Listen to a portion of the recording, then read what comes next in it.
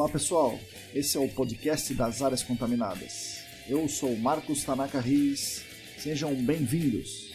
A trilha sonora é dos escalafobéticos Mauro Tanaka e Guilherme Durão, @Azalato Sampa e @Guilherme.Durão.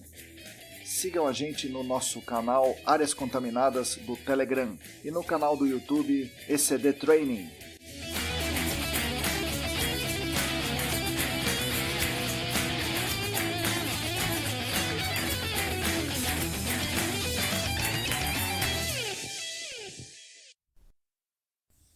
Olá pessoal, para você que está lavando a louça, guardando as panelas, assando pão, está no carro, está atualizando o Windows, bom dia, boa tarde, boa noite.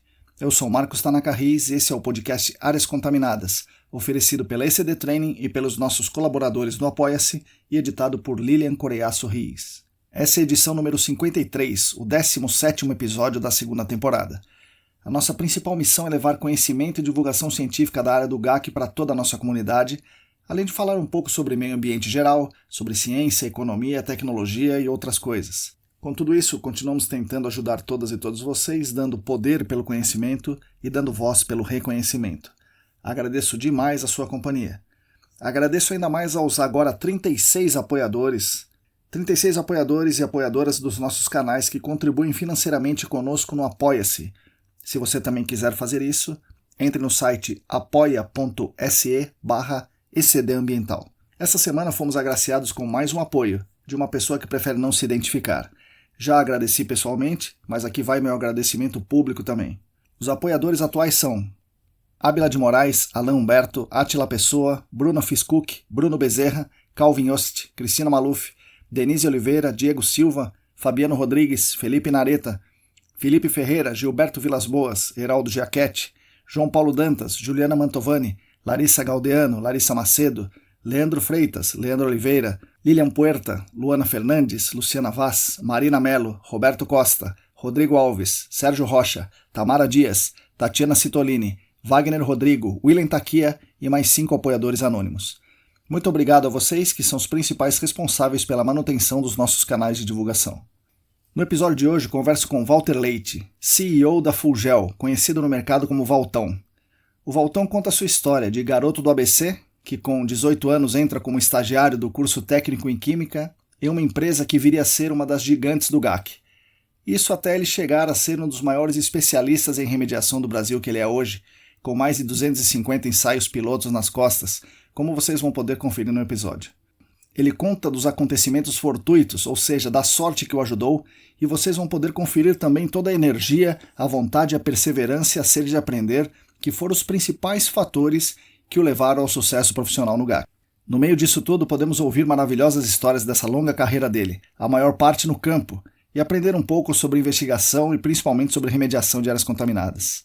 Espero que vocês gostem. Antes do episódio, eu gostaria de falar para vocês que estamos chegando no aniversário do nosso podcast e dos nossos outros canais. Sim, começamos essa jornada em maio de 2020, no início da pandemia, no meio de vários turbilhões que estávamos e que ainda estamos passando. Eu acredito que agora, um ano depois, nós aprendemos muito, angariamos um público muito bacana, fiel, entusiasmado e sedento por conhecimento, que são vocês que estão me ouvindo agora, e desenvolvemos uma quantidade de material gratuito e, espero, de alta qualidade, que está, imagino, e espero também, contribuindo para a formação de vocês, para a carreira de vocês, para o mercado como um todo, e especialmente para o meio ambiente e para as futuras gerações. Pretendo contar um pouco dessa jornada durante os próximos episódios e preparar algumas surpresas para comemorar esse marco de um ano do nosso podcast, do canal do YouTube e do Instagram e dos nossos canais de divulgação. Uma das coisas que me perguntam é se ainda fazemos sondagens, fazemos amostragem de solo, instalação de poço, etc. Atualmente nós só temos uma máquina, a Power Probe. É uma máquina pequena, então ela tem um alcance limitado, né? Possuímos também as ferramentas de Dual Tube, Piston Sampler, CPTU, Screen Point, etc. E temos com a gente o Mestre Charles. Então, como trabalhos de campo, nós fazemos poucas coisas, fazemos somente trabalhos especiais, de amostragem de solo criteriosa em profundidades rasas e alguns ensaios especiais como o perfilador do aquífero, CPTU, amostragem de água na camada desejada com o Screen Point, amostragem Dual Tube, esse tipo de coisa. O nosso foco principal é a educação, os cursos, o compartilhamento de conhecimento, mas também algumas outras coisas, como consultoria de investigação para consultorias, auditorias de campo, acompanhamento de campo, no auxílio de empresas terceirizadas de sondagem, além, é claro, dos nossos canais de divulgação. Então agradeço demais a audiência e o apoio de todos e todas vocês. As mensagens que eu recebo são incríveis e me estimulam muito a continuar nesse caminho. Mas chega de falar da gente, fiquem agora com as palavras de Walter Leite. Ô pessoal, bom dia, boa tarde, boa noite. Hoje eu estou aqui na companhia ilustre de Walter Leite. O Valtão... Valtão também é uma das lendas vivas aí do gerenciamento de áreas contaminadas. O cara está há bastante tempo nessa jornada aí. E hoje... 6 anos, cara. Pois é, né? Ah, desculpa, eu tenho que ficar quieto, né? Não, Você tá presente. Que nada. É um bom tempo nessa jornada aí e vai comentar um monte de coisas boas e coisas malucas, algumas coisas malucas do GAC. Bom, vamos lá, né? Bom dia, boa tarde, boa noite, Valtão. Bom dia, boa tarde, boa noite a todos. Muito obrigado pela audiência aí, pela atenção, pelo carinho. Como eu estava te dizendo antes da gente começar a gravar aqui, né, cara, as histórias de campo, assim, tem que tomar muito cuidado, né, cara, porque o campo, como eu te disse, é que nem Vegas, né, quando você vai para o campo lá para levantar as informações que você precisa para o seu estudo, né, levantar dados, coletar amostra e tal, mas o que acontece depois do fim do expediente fica por lá mesmo, né, o que acontece em Vegas fica em Vegas, o que acontece no campo, fora o serviço de campo em si mesmo, fica por lá mesmo, né, cara. Então, assim, tem uma série de histórias que é melhor a gente não contar, né? Vamos contar as que pode. Só as não censuradas, né? Isso. Valtão, como é que foi o seu começo? Primeiro, o jovem Walter, quando era um garoto, onde ele andava, né? Que bairro de São Paulo, o que você fazia, e por que a química, e por que a engenharia e tal? Como é que foi isso aí? Boa, vamos lá, cara. Cara, eu sou um moleque do ABC. Fui nascido e criado em São Bernardo do Campo. Nasci em 77, estou com 44 anos agora, completados em janeiro. Eu nasci e cresci ali naquele ambiente, né? O ABC é industrial, sim, né, cara? O ABC, o desenvolvimento da região ali se deu em volta das indústrias, né? O meu pai era de São Paulo, casou com a minha mãe, e teve a minha irmã mais velha, e eles decidiram sair de São Paulo e morar numa casa, moravam num apartamento. E aí meu pai comprou uma casa lá em São Bernardo, num bairro no subúrbio ali, né, de São Bernardo, né? Inclusive tem até na casa da minha mãe, em algum lugar, a casa da minha mãe que já não existe mais também, porque acabou, já foi demolida, já virou, já incorporaram, né?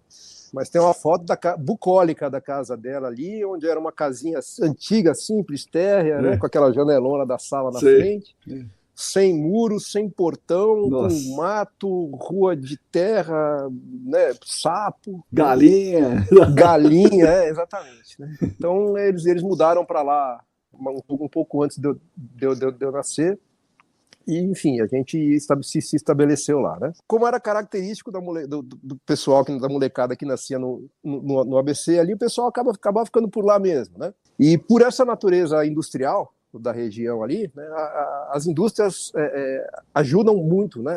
Ajudaram muito o desenvolvimento lá, né? Eu acho que uma das maiores ajudas que a indústria fez lá foi construir 2 grandes centros de ensino, um do SESI e um do Senai. Esses 2 grandes centros de ensino ficavam a 2 quadras da casa da minha mãe, então foi natural, né? Fiz o pré-escolar na rede pública lá de São Bernardo, na primeira série fui para o SESI, uma sorte muito grande, ensino de primeira qualidade, né? Todo mundo queria ir lá, né?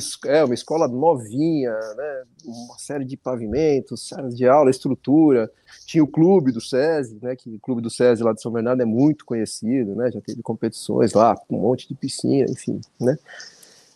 E aí eu fiz ali da primeira até a 8ª série. E aí, é claro, né? ABC, SESI, indústria, Senai. Né? Aí acabei a 8ª série em 92, acho, em 93, entrei no curso técnico em Química do Senai, que era junto com o colegial. Resultou que foram 3 anos e meio enfiado na escola o dia inteiro. Sim. A gente brincava lá que o ABC é Detroit do Brasil, assim, né? Inclusive passou por um fenômeno muito semelhante depois, né? Depois que a indústria acabou se mandando, rolou uma declinada nervosa e tal, e agora, né, agora a economia local ali já está se reerguendo e já está se reconstruindo já faz algum tempo, né? Mas enfim, estava tudo certo para, né, eu sair ali do técnico em Química no Senai.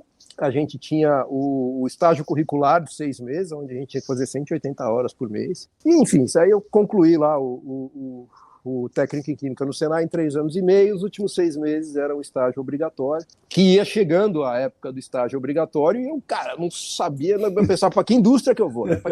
Para que fábrica que eu vou, né? Vou trabalhar, sei lá, na Johnson, vou trabalhar em alguma indústria, BASF, na Ródia, sei lá, né? De maneira contemporânea aos meus estudos, né, e ao desenvolvimento da região ali, na época que começaram a se desenvolver as indústrias ali, se instalou ali uma empresa a Kloeckner, chamava empresa, nome sugestivo, já, né?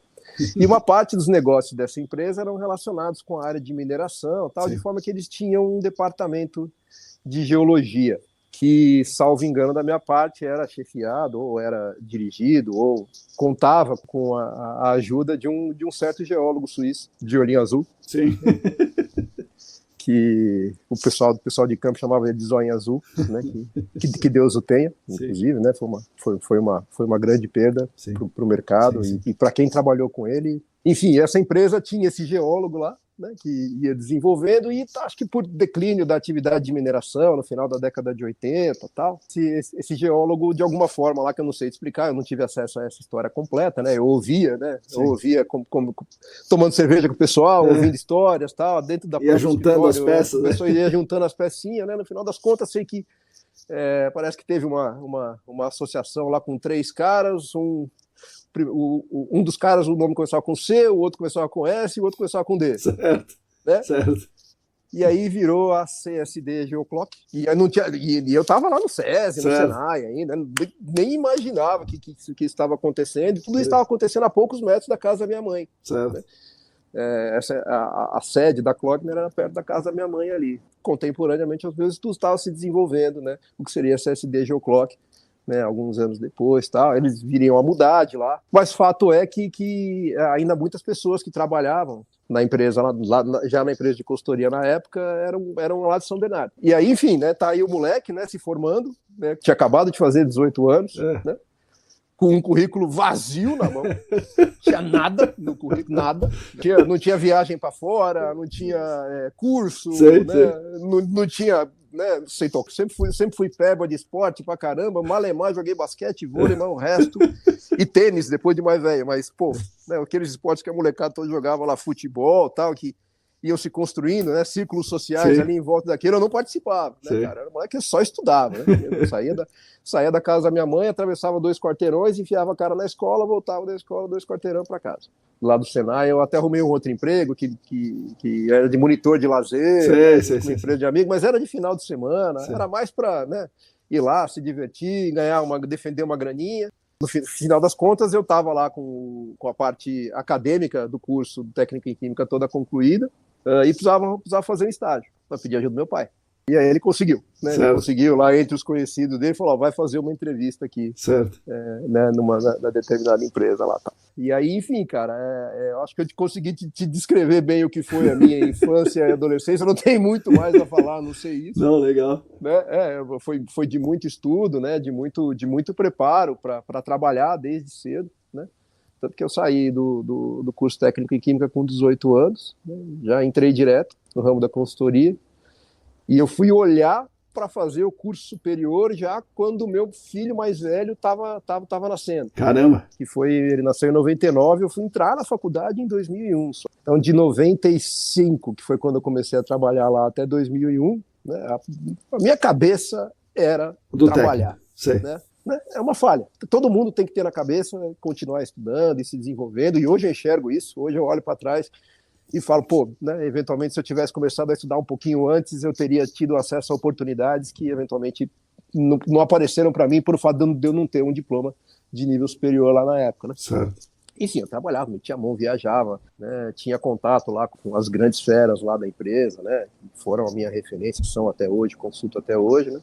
Mas eu não tinha muito foco em estudar, não, cara. Eu queria trabalhar, queria viajar, queria cair no mundo, eu queria defender minha grana. Sim, eu queria, sim. Né, em condição normal, assim, eu vou te dizer também que talvez 60%, 70% da galera que estava lá no ABC, né, tem o poder aquisitivo da galera do ABC. Certo. Então, assim, trabalhar cedo é uma necessidade também, né, para a grande maioria das famílias e para os filhos das famílias lá, né. Depois que eu arrumei a entrevista lá, né? Beleza, tal. vai lá para a entrevista, né? Pega a única camisa que tem, a única calça mais legal que tem, vamos lá para a entrevista. E entra um moleque de 18 anos, branquelo, quase sem barba, cheirando a leite. Né? Grandão, né? O entrevistador, cara, né, querido meu até hoje, né? Converso com ele com muito carinho até hoje. Deve ter olhado assim para falar, o que eu faço com esse moleque aqui agora, né, cara? Como eu cheguei aqui, mais ou menos, no mercado, né? Isso e aí, enfim, né? Aí começa toda a bagunça, né? Da partir daí, né? Foi uma experiência transformadora na minha vida. Nada contra construir carreira no setor industrial, muito pelo contrário. A indústria tem grandes oportunidades, né? Na grande maioria das vezes tem recurso, então para quem gosta de trabalhar com pesquisa, para quem gosta de estudar, sempre tem espaço, né? A gente sabe o quanto a indústria fomenta e financia até os próprios... O mercado de consultoria ele é um pouquinho mais desafiador para a gente, principalmente do ponto de vista pessoal, né? Você tem que ser muito mais atirado, você tem que ter, né, uma capacidade de planejamento bem maior, tem que, né, encadear como vai ser a sua carreira e tal. E além do fato de o mercado ambiental na época lá, 95, 96, era uma sementinha, começando, né, cara? Né? Uma sementinha, né, cara? Provavelmente só tinha a Geoclock, né? Não sei se chamava Geoclock ou era CSD. Era CSD Geoclock, era CSD Geoclock. Tinha CSD Geoclock, já tinha a Ambiterra. Quando eu entrei na Geoclock, a gente ouvia falar da Enser, da antiga Enser. Acredito que a RM com certeza fora do Brasil já fazia bastante coisa, já devia ter algum escritóriozinho, alguma representação por aqui também, né? Enfim, né? Era um grupo ali de, sei lá, 30, 40 pessoas, no máximo, sei lá, 50 pessoas. Acho que não chegava a 50 pessoas, cara. Acho que nem na Geoclock, na época, se tivesse, acho que 20, 25 pessoas no escritório era muito. Eu fui o pedacinho de chocolate que entrou no meio do bolo lá, né? E que foi colocado para assar e né, virou aquele bolo. Foi o momento bonito, bom, né? Gostoso que a gente se delicia hoje. Deu, entre aspas, sorte, né? De ser naquele momento, né? Porque que explodiu, né, a coisa. Cara, isso se reflete até quando eu comecei a entender melhor, né? A pegar o conhecimento ali e tal. O pessoal da Geoclock tinha um investimento em pesquisa muito grande, né? Vivia gringo lá direto, né? Um ia embora, aparecia outro, ia embora, aparecia outro, e depois o outro voltava. E numa dessas aí veio Jeff Coyle. Jeff Coyle era um cara que trabalhava com remediação, com técnicas baseadas em fluxo de ar lá no Canadá, já em 96, quando ele veio ao Brasil, ele já tinha vários anos de experiência. E você é jovem, né? Jovem, lá, um ano na empresa e tal. Por uma série de coisas que ocorreram no mercado, o cara acabou vindo e acabou caindo lá na Geoclock. E eu tinha a sorte de saber falar inglês na época, já, né? A minha irmã é professora de inglês, eu sempre fiz curso de inglês desde os 8 anos, tal, né? Meus pais sempre falavam, não, você precisa aprender isso aqui, moleque, né? Você precisa aprender isso lá na década de 80. Certo, né? certo. Você precisa aprender inglês aí, né? E eu achava um puta saco. Né? Eu queria brincar na rua, queria andar de bicicleta. Não, vai pra aula de inglês. Né? Beleza, eu vou lá pra aula de inglês, né? Mal sabia eu, né? O grande benefício, né, que eu tava recebendo lá tal. E talvez, né? Por ter essa habilidade. Eu tinha a base que você pega nos cursos, mas na hora que você se vê na frente de uma pessoa para falar, para interagir com ela, né, para ser seu interlocutor em inglês, sempre dá umas gaguejadas, né? Eu tive a sorte de aprender com ele no campo, porque eu era um moleque um dos caras mais novos lá da empresa, que tinha um conhecimento com a língua, e tinha uma formação compatível, que era a formação da área de química. E aí eu acabei colando no gringo. O cara ficou 6 meses no Brasil. Caramba. A gente fez uma pancada de ensaio piloto. O cara me ensinou tudo, né? Porque eu era técnico em química, não manjava nada de elétrica, de engenharia mecânica, de hidráulica eu até manjava, sabia serrar cano, sabia, né, rosquear, né, vedar rosca, essas coisas. Tal. Fato é que eu comecei a andar o Brasil. Fazendo os ensaios piloto e remediação. Brasil não, nessa época foi São Paulo, né? Enquanto o gringo estava aqui, era mais São Paulo mesmo. Aí fomos no posto de gasolina, fomos na petroquímica, fomos na área de deposição de resíduo, fomos na fábrica que estava em andamento lá tal, apresentando todas as tecnologias e os equipamentos, e aí as ferramentas. O cara veio com um monte de ferramenta de lá dos Estados Unidos. Ferramenta top, aquela coisa que nem tinha no Brasil, né? Pô, tem uma ferramenta para fazer isso. Eu tive essa segunda sorte, né? Assim, né? De estar talvez na hora certa, no lugar certo, para acompanhar o Jeff, né? Que o cara é uma escola, eu gostaria muito de encontrar ele, sei lá, via LinkedIn ou até no próprio mercado para dar um grande abraço no Sim. cara, né? E agradecer de novo, né? Por todo o conhecimento que tanto ele como a galera lá que estava lá na Geoclock, né? Que permitiu que eu tivesse acesso a isso, né? Me cobraram depois também, né? Depois, claro. Depois que o Gringo foi embora, eu lembro do Ernestão entrando na minha sala assim. E o Jeff, tudo bem? Eu falei, tudo bem, pô, ele manja, né? Ele manja, né? E você? Eu falei, eu tô aqui junto com ele e tal, né? Eu acho que o cara ia ficar mais um mês. Era o último mês que ele ia ficar, né? Aí ele falou, depois que o cara foi embora, esses campos todos aí vai ser contigo, né? Eu regalei um olhão assim. Bom, vamos aí, né, cara? Beleza. Aí enfia a cara nos livros, estuda e tal. E aí foi se desenvolvendo, né, cara? Era uma coisa muito nova na época, né, cara? 96, acredito até que deve ter sido os primeiros estudos em escala comercial, né, para efetivamente fazer alguma coisa a mais de remediação que não era apenas bombear, né? Que era o que se fazia na época, não tinha nada de errado em relação a isso, né? Isso é uma coisa que é difícil para alguns, sei lá, às vezes clientes, né, ou então até pessoas de outras organizações entenderem, né, como a nossa ciência evolui rápido. Né? Como num espaço de 20 anos as coisas mudam disso para isso, assim, né? Isso é uma característica dos mercados novos, né? Das ciências novas, mercados das novos. Ciências novas, né? Dos mercados que estão associados a essas ciências novas aí, né? A gente teve sorte de poder fazer cagada, né? E não estava errado. Pois é. E não estava fazendo, né? Então a gente pode olhar e falar, pô, não, isso aqui eu não faço mais, né? Na época que eu fazia não era errado, era certo, era o que se fazia, mas hoje é errado. E às vezes é difícil algumas pessoas entenderem, né? É difícil entrar na cabeça, né? Hoje mesmo eu estou às voltas com um caso aqui que foi todo conduzido no modo anterior e chegou ao sucesso no modo anterior, e eu estou na etapa de, né, demonstrar para o cliente, né, por que na verdade não chegou no resultado, né, porque hoje a gente tem ferramentas novas, a gente está descobrindo coisas que não dava para a gente enxergar antigamente. E também, por outro lado acontece também o cara que fica preso naquele modelo antigo, né, e até hoje o cara... ouviu falar e aprendeu daquele jeito, ou alguém aprendeu de alguém que aprendeu, e hoje o cara faz o que se fazia. Tem. E, cara, eu vou te dizer também que tudo é muito lindo, tudo é muito maravilhoso, mas no final das contas é tudo comercial. Sim. A gente tem a obrigação, né, como consultores e como profissionais aí desse mercado que é ciência pura, né, a gente exerce ciência sob responsabilidade técnica direta. É difícil, cara, as pessoas não conseguem enxergar. Acho que hoje ainda, né, cara? Hoje a gente ainda tem muito a aprender.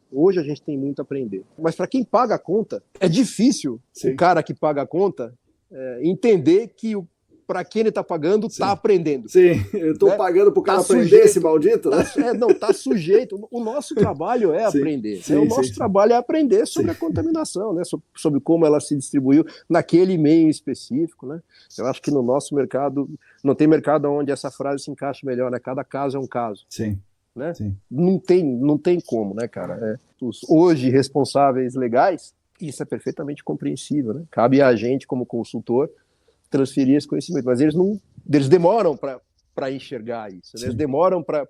Mas agora a gente está começando a vencer essas resistências já também, né? Então, durante muito tempo a gente desenvolveu serviços, talvez na época que aquilo estava sendo feito, mais recente, já tinha uma maneira melhor, uma maneira tecnicamente melhor. Infelizmente, aparentemente mais cara apenas. Tá difícil, é difícil que quem tá pondo o dinheiro no negócio mesmo, né, que os clientes, que é difícil eles enxergarem essa situação. Então acaba o nosso mercado também, por ser muito novo, né, acabou também talvez sofrendo um pouquinho por conta disso, né, durante muitos anos se empreenderam recursos financeiros em ações que valiam a pena no passado, e aí em algum determinado momento deixou de valer, virar a cabeça, né, de quem estava pagando a conta, no final das contas demorou um pouquinho, mas hoje está bem mais fácil, né? Hoje, por exemplo, uma pessoa que entrasse no mercado, vamos dizer assim, em 2003, 2004, 2005, por exemplo, eu acredito que ela ia aprender as coisas como se fazia na década de 90. Certo. Né? Hoje já não. né? Hoje um cara que entrar no mercado hoje, ele já vai estar atualizado com a ciência de hoje, Sim, sim, né? sim. E não com a ciência de 10 5, anos 10 anos atrás, né? atrás. De 5, 10 anos atrás. E, cara, isso é reflexo do crescimento do mercado, agregar mais pessoas, mais empresas, né? Mais projetos, mais regulamentação, mais cursos, mais eventos, mais blogs como o teu, né? Sim. Enfim, porque a informação relativa à nossa ciência, ao nosso mercado, ela veicula agora. Circula melhor, né? Ela circula com uma velocidade muito maior, né? E isso é bom pra gente também, cara, com certeza. Isso facilita bastante o nosso trabalho, né? Sim. Hoje a gente já encontra dentro dos clientes caras muito bem preparados. Sim. Né? Muito, muito bem preparados, tal, que trazem a conversa em nível técnico, construtivo mesmo, assim, né? Você põe a sua proposta, né? Os caras participam da equipe, né? Dando sugestões, né? Então, quando você vai discutir uma solução de remediação lá, deve ter uma semana discutindo, né? Chama um, chama outro, chama outro, chama outro, aí a gente tá conseguindo juntar o cliente agora também, né? Com esse pessoal aí que está muito bem preparado. Eu não fui fazer geologia porque eu tinha que trabalhar. Mas depois que eu caí no mercado, né, fazendo amizade com um monte de geólogo, e é difícil fazer amizade com esses caras, né? Não, é fácil pra caramba, né, cara? A própria dinâmica da formação deles, né, já põe no mercado aí jovens com a cabeça muito mais aberta. Os caras fazem muito campo, né? Tem matérias muito práticas, né? Eu pessoalmente gosto muito da ciência da geologia, de estudar a gênese dos solos e do próprio planeta, enfim, todos os processos geológicos. E perguntar, né? O que é isso aqui, né? O que é isso aqui? Daí pronto, a conversa para 2 horas, né? Ah, cara, então, a grande maioria das vezes eles respondem, bom, depende. Porque tem mesmo, né? Porque tem mesmo os dependes, né? Uma vez eu fiz o curso do Bob, enfim, né? Acho que foi a segunda ou terceira vez que eu fiz o curso dele e tal, e ele vai sempre perguntando, né? Ele vai dando óleo e vai perguntando. E é natural, né? O cara pergunta, ninguém responde nada. Sim. Aí eu descobri que responder depende era a resposta certa para quase todas as perguntas. O cliente não pode, né? O cliente tem que ser um pouquinho mais assertivo, mas também depende. Sim. Com certeza também depende, e aí a gente tem que entender os dependes, né? Mas, enfim, quando eu comecei a trabalhar, eu olhei assim, bom, quando eu me instalar, né, tinha, sei lá, 18 anos, 19 anos, estava pensando em trabalhar, ainda não estava pensando em estudar, mas, bom, beleza, acho que quando eu for fazer alguma faculdade, eu vou tentar seguir por esse caminho aí, né? Mas aí, né, veio a realidade do mundo, né, nasceu meu primeiro filho, em 99 e tal, aí esquece, eu já tinha que trabalhar, né, não tinha a menor condição de ficar 5 anos, né? Dedicado a isso. Não, mas sei lá, né? Acho que nem sei lá, uma semana, 15 dias para o campo lá com a faculdade ia ser difícil conjugar, né? Com o trabalho e com a função que eu já tinha lá na empresa na época, que, né, era relativamente importante, né? Um cara que detinha o conhecimento ali das técnicas, né? E com o tempo, claro, né? Rapidamente eu fui passando esse conhecimento, fui transferindo esse conhecimento para quem trabalhava comigo, era natural, né? Quem já fez campo comigo sabe que eu também não fico quieto no campo, eu não consigo ficar quieto em aula, no campo menos ainda, né, cara? As coisas vão acontecendo e eu já vou tentando explicar dentre os exemplos que a gente tem, já vou puxando a galera para conversar e tal. Bom, assim, quem faz campo comigo sabe que a gente passa bastante tempo no campo conversando. Bastante tempo do campo conversando e é normal sair sem entender algumas coisas no primeiro dia. Só para você ter uma ideia, eu fui recentemente, há pouco tempo atrás, eu fui com um engenheiro para o campo e a gente tinha acabado de instalar um sistema de extração multifásica lá, e era um sistema que tinha a peculiaridade da unidade de remediação estar muito distante da área onde estavam os postos de extração. E aí se subentendia uma linha de extração muito comprida. Certo. Né, o sistema funcionava, estavam lá os equipamentos, gerava vácuo, o vácuo era transferido para os postos de extração, né? Beleza, ligou o sistema, começou a vir água, tranquilo, de uma hora para outra parou. Vácuo no tanque de vácuo lá, bomba de vácuo funcionando, vácuo de projeto ali, tranquilo, bonitinho.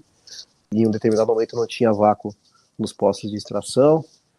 Aí, de repente, caiu o vácuo lá no sistema, né? Caiu o vácuo por quê? Porque puxou ar. Sim. Né? Diminuiu a resistência, e já foi... diminuiu a pressão, diminuiu o vácuo. E aí, então vamos ver o que aconteceu lá agora, né? Sei lá, alguma conexão deve ter soltado nos postos de extração. Então a gente foi lá nos postos de extração e tinha vácuo mais do que na unidade. A engenheira olhou para mim assim e falou, cara, agora você se vira para explicar isso aí para mim. Como é que tem vácuo aqui e não tem vácuo lá? Cara, barrigas na linha.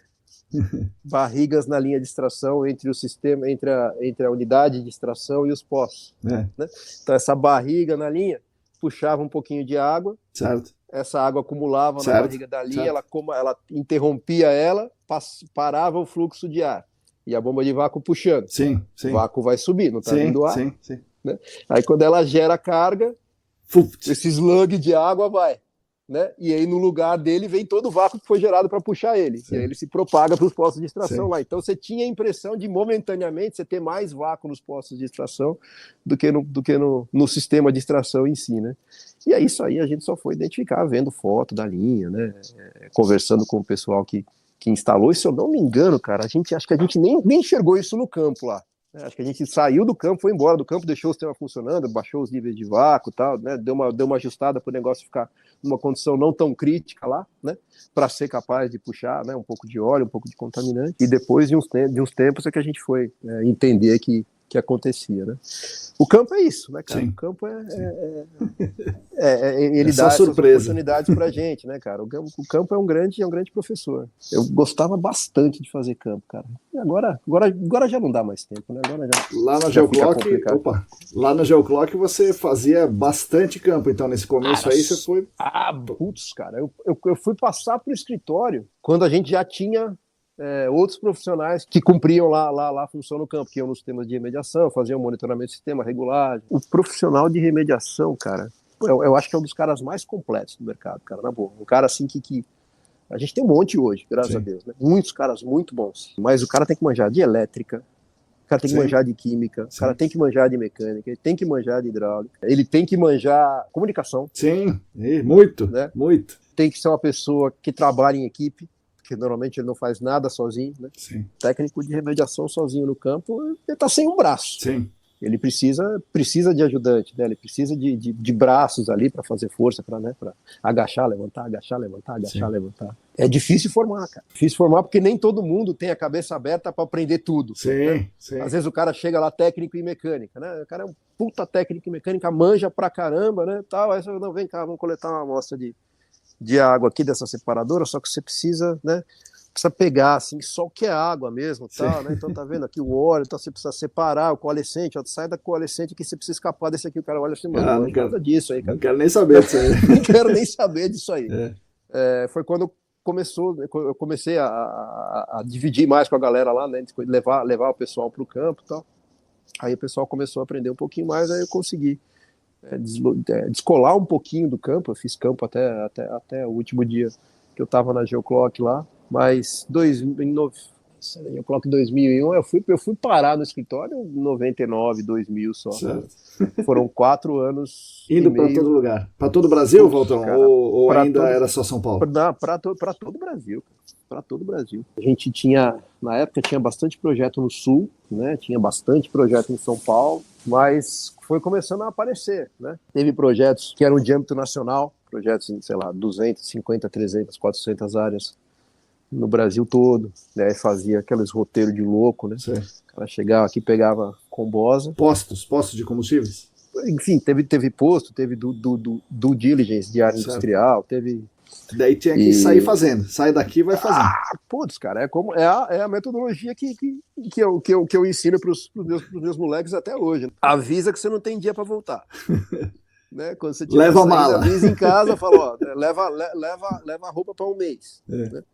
Porque era isso aí, né, cara? Pegava combosa. Acho que ainda hoje, talvez ainda seja o melhor carro possível para fazer trabalho de campo.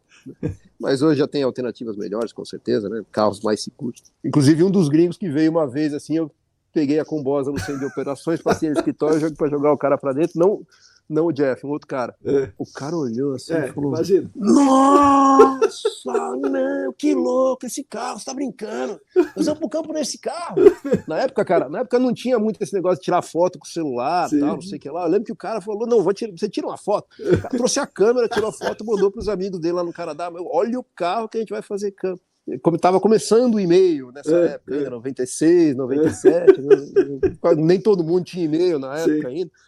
e os caras trocando e mandavam as fotos, e o cara ficou loucão, porque a gente Kombi. ia de Kombi. É. O cara falou, chegando no hotel, a gente vai pro campo, faz o campo, esvazia o carro no hotel e vamos sair com esse carro. Aí eu falei, que sair de Kombi, cara. Aqui no Brasil você passar vergonha. Cara, não, mas aí quando você sai dos grandes centros, né, começa a fazer campo no interiorzão velho do Brasil aí, né, que a pegada era essa, né, você pegava o carro no primeiro dia do mês lá, dois, três ajudantes, né? Ferramenta de perfuração, tradão manual, e os caras da Geoclock era brabo, cara. Os caras da Geoclock não usavam nem tripé, bicho. Eu fiz os caras, galera de campo da Geoclock, todos eles lá da Paraíba, né? Que a empresa ia crescendo, ia precisando de cara, né? Ia chamando os amigos. Você não conheceu? Você não conheceu pra trabalhar. Né? Tudo primo, tudo, né? Vizinho, tio, um é tio do outro, tem pai, filho trabalhando, os caras vêm e trabalham bem mesmo, né, cara? Não tem medo de trabalhar, né? Galera da Paraíba, isso a gente. Eu acho que isso é um consenso no mercado, né? Para sondagem manual, não tem melhor do que a galera que vem lá da Paraíba, né? E os caras faziam fura de 20, 25 metros sem tripé, cara. Girando na mão 20, e puxando. 25 metros sem tripé, cara. Puxando na coluna. Na chave ali e sem reclamar, cara. Sem reclamar. Eu até vieram me dar um toque, né? Porque eu era um cara que no começo eu focava em terminar muito rápido. Certo. Isso foi o Senai que ensinou lá também, né? Tem que fazer, vamos fazer. Né? Você tem que fazer, vamos fazer rápido, né? Eu sempre gostava de perguntar quanto tempo eu tenho para fazer o trabalho, tal, não sei o que lá. E ninguém nunca respondia, né? E demorou para eu entender porque ninguém respondia, porque não sabia mesmo, né, cara? Sondagem, pô. Né? Não é levantar uma parede, né? Não é né? Encher uma forma de concreto. Você nem sabe o que você vai encontrar lá embaixo. Né? Tem lugar que você vai fazer 20 no dia, tem lugar que você vai furar 5 e vai desistir no meio. Né? Vai voltar com outro método, né? Puxava bastante a galera. Eu puxava, assim, tá, até o dia lá que a gente tava, a galera tava furando das 8 da manhã, acho que era quase 7 horas da noite e tal. Veio um mais velho lá, o seu Quintino, e falou, podemos parar pra tomar uma aguinha? Mas deu uma risada, né? Podemos parar pra tomar uma aguinha com um sorrisinho no rosto, eu olhei no relógio assim, pô, Quintino, desculpa, cara, o tempo passou aí, acabei não percebendo. Vocês podem dormir até mais tarde, aí dorme, sei lá, uma 2 horas a mais amanhã aí pra dar uma descansada. Os caras aqui não dormem nada. 5 horas da manhã tá todo mundo de pé e 7 horas eu tava descendo pra tomar café já estavam pronto no hotel e os caras já tinham tomado café, já estavam encostados na combosa, assim. E era isso, né, cara? A gente pegava a combosa, jogava os caras, jogava a ferramenta, né, e saía fazendo, né? Dirigia, sei lá, 2 dias até chegar no site, né, porque a demanda ia nascendo no Brasil inteiro. Certo. Entrado, revestimento, né? Não tem como andar de avião essas coisas. Sim. Né? E o material? Então, tinha que ser na briga mesmo. Então, material de poço? Na época a Geoclock tinha um caminhãozão, então quando era quando era obra grande assim, tinha toda uma logística antes, né? Por incrível que pareça, né? Esse trabalho de ir pegar a combosa, colocar os ajudantes, colocar a ferramenta era a parte mais fácil do negócio, né? Já tinha tido toda uma estrutura logística e tal, e aí então o pessoal colocava o material lá. Na medida em que começou a expandir para o mercado de postos, né? Os projetos eram menores, né? Os projetos eram de escopo menor, né? Menor quantidade de postos de monitoramento, a gente levava alguma coisinha com a gente também, né? Mas enfim, era clássico, né? Chegar no campo, derrubar lá as coisas, montar o tripé, começar a falar, não, precisa comprar tal coisa. Você olha assim, o que eu vou fazer, né? Aí pega um deles, vem cá que eu vou te ensinar a fazer um negócio aqui, tal. Pega o solo, põe no saquinho. Esse aqui é o Gastec. Na época era a Fotovac. Era fabricado pela Perkinel, né? Era o Fotovac. E o Fotovac era equipamento fresco pra caramba, era ótimo, né? Ele já tinha um puta uso em higiene ocupacional, tal, né? Mas era assim, equipamento super sensível, ele não era feito para o campo, porque ele tinha que ficar junto com as amostras. Certo, né? certo. No cooler com gelo. Ave né? Maria. Se você deixasse ele, se tomasse sol com ele 20 minutos, era já Fault 2, Fault 3, né? Acho que o Adrian até brincava comigo na época do Geoclock, falou, vamos fazer pluma de Fault, ó. Aqui nesse furo aqui deu Fault 1, aqui nesse furo deu fault 2, aqui nesse furo deu fault 3. Né? Aí ensinava lá o menino a fazer, né? Mede aqui pra gente, então não sei o que lá, que eu vou lá correr no mercado ali, no depósito ali pra buscar um negócio aí, né? E isso já era um avanço, né, cara? Os primeiros estudos, né? Lá atrásão, assim, tinha uma escala de estrelinhas pro cheiro. Certo, né? certo. Aí tinha uma estrelinha era cheiro fraco, 2 estrelinhas era cheiro médio e 3 estrelinhas era cheiro forte. Sei. Né? Caramba. E aí presença visual mesmo ou não, né? Então a gente aprendia para apertar o solo e ver se a luva saía grudenta, porque ficou óleo, não tem óleo nela, né? É um barato, né? Porque você só punha 3 estrelinhas no primeiro e no segundo dia, né? Passou o terceiro dia, você já não sente nada, não sentia mais cheiro forte. Não sentia mais cheiro forte, né? A gente falava, não, é que a gente começa furando pelo lugar mais contaminado, tal, porque lá é normal.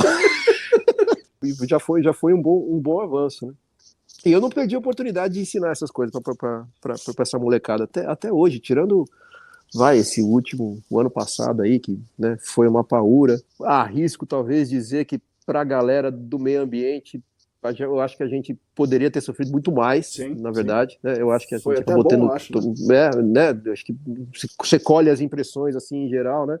Tá ruim, claro, né? Tá dando não tá dando para ganhar dinheiro, mas, né, para você manter nesse período difícil, eu acho que o pessoal conseguiu com relativa facilidade, né? E contratando. Se estão contratando é porque tem trabalho, né? Exatamente, cara. E a gente precisa ensinar, né? Porque você pega uma pessoa do mercado, assim, que seja um geólogo, né? Um químico qualquer, né? Quando ele chega na nossa atividade, não tem noção. E é fundamental para os nossos estudos, né, cara? Isso é uma coisa que o Ernesto ensinava sempre, né? Olha em volta, olha sempre em volta. Né? E eu era técnico de laboratório, certo. Né? E ele, para mim não, né? Eu olhava aqui, assim, né? Olhava aqui, assim, não, vou fazer o procedimento certinho, controle, da descontaminação, né? Tudo. Isso aí você vai ensinar para outra pessoa, né? Você vai ensinar a outra pessoa a fazer isso do jeito que você faz, porque precisa fazer, mas você não. Você vai olhar para o entorno, você vai estudar tudo o que aconteceu, né? O retrato de agora não vai te dizer nada. O que vai te dizer é você tirar o retrato hoje, você tirar o retrato amanhã, depois de amanhã, e você olhar os retratos que os outros caras tiraram antes, e olhar a condição do entorno tal, e construir o seu conhecimento. Né? Isso é uma coisa que o Ernesto... Eu acho que o que de principal ele deixou para quem trabalhou com ele foi isso. Né? Foi essa visão. Né? A visão de enxergar, de tentar enxergar da maneira mais ampla possível, né? De ter um conjunto de dados e de informações, por mais que alguma outra coisa pareça não interferir ou não fazer sentido, não, o cara vai lá, leva em consideração, estuda, pergunta, conversa, lê, sobe morro, desce morro, anda, sobe na caixa d'água do poço para escrever o entorno, essas coisas. A gente vive um momento em que eu acho que a gente está na crista da onda, né, em termos de necessidade do nosso serviço para o mundo. A gente mexe com água, né, a gente está mexendo com alguns mananciais aí que o pessoal ainda não olha muito, mas eu acho que daqui a alguns anos eles vão olhar bastante, né? Bastante, né? Inclusive a minha dissertação é um pouco em relação a isso também. Tá legal, cara. Tá legal. Né? Tá legal. O mercado para um moleque que estava preparado para trabalhar, sei lá, numa fábrica, né? Ou sei lá, num laboratório que seja, né? Você vê, o que eu queria era um laboratório da fábrica, né? Sim. Era isso que eu queria. Acho que o primeiro trabalho, inclusive, cara, assim que eu cheguei lá, não, beleza, fui entrevistar, talvez vem trabalhar, né? Aí, no primeiro trabalho que eu cheguei de manhã na empresa, aí a coordenadora do meu trabalho na época lá, ela já estava saindo para ir para o campo, né? Era uma engenheira química, ela estava saindo para ir para um campo de amostragem de água. Leva o Walter aí. Né? Beleza, técnico em química? Então vem, pronto, é você mesmo. Né? Pá, beleza. Tá. Fomos lá, sentamos lá e fomos lá para a Zona Sul, que é a área que a galera deve estar gerenciando até hoje, nós estamos falando de 95. Vixe, Maria. Né? O pessoal deve estar gerenciando. Não, acredito que agora não, agora já deve estar. Mas é lá. Né? Aí beleza, chegamos lá na fábrica e tal. O engenheiro, não, isso aqui é um baler. Falei, nossa, que coisa legal. E ele era legal pra caramba mesmo, né, cara? Baita negócio bem pensado. Teflon, né? Exatamente, né? Aquelas roscas, né, fortes pra aguentar peso e tal. E o dispositivo, né? Eu nunca tinha visto aquilo, a bolinha, não era de mecânica, né? Sim. Aquela válvula com a bolinha embaixo e tal. Nossa, precisa desmontar e descontaminar. Descontaminar é comigo, pode deixar. Né? Aí, né, no começo eu ficava só descontaminando e ela ia coletando. Né? A gente tinha 3, 4 baler, né? Eu ia descontaminando e ela ia coletando. Aí uma hora deu no saco lá de só ficar descontaminando. Não, beleza, não, acho que eu fiz 1 ou 2 dias. Tá, no final das contas. Chegou uma hora lá que eu cheguei com. Você vai desenvolvendo um macete, você vai fazer cada vez mais rápido, né? Era isso que a galera do Senai ensinava, né? Sim. Aprenda, entenda para fazer o mais rápido possível. Aí conseguimos dar uma reduzida no tempo dessa atividade, começou a sobrar tempo. Aí eu cheguei lá e ela estava filtrando uma amostra para metais. Certo.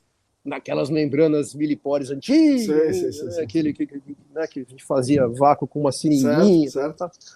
E a gente numa planta industrial ali, tá. Eu falei, pô, você não tem um laboratório? Tinha um cara da empresa lá, né? Você não tem um laboratório aqui, não? Ele falou, não, tem um laboratório aqui. A gente não podia fazer isso no seu laboratório? Vamos lá. Chegamos lá, puta que tá sato, com bomba de vácuo. Isso aí, bicho. Pô, eu olhei, posso usar, né?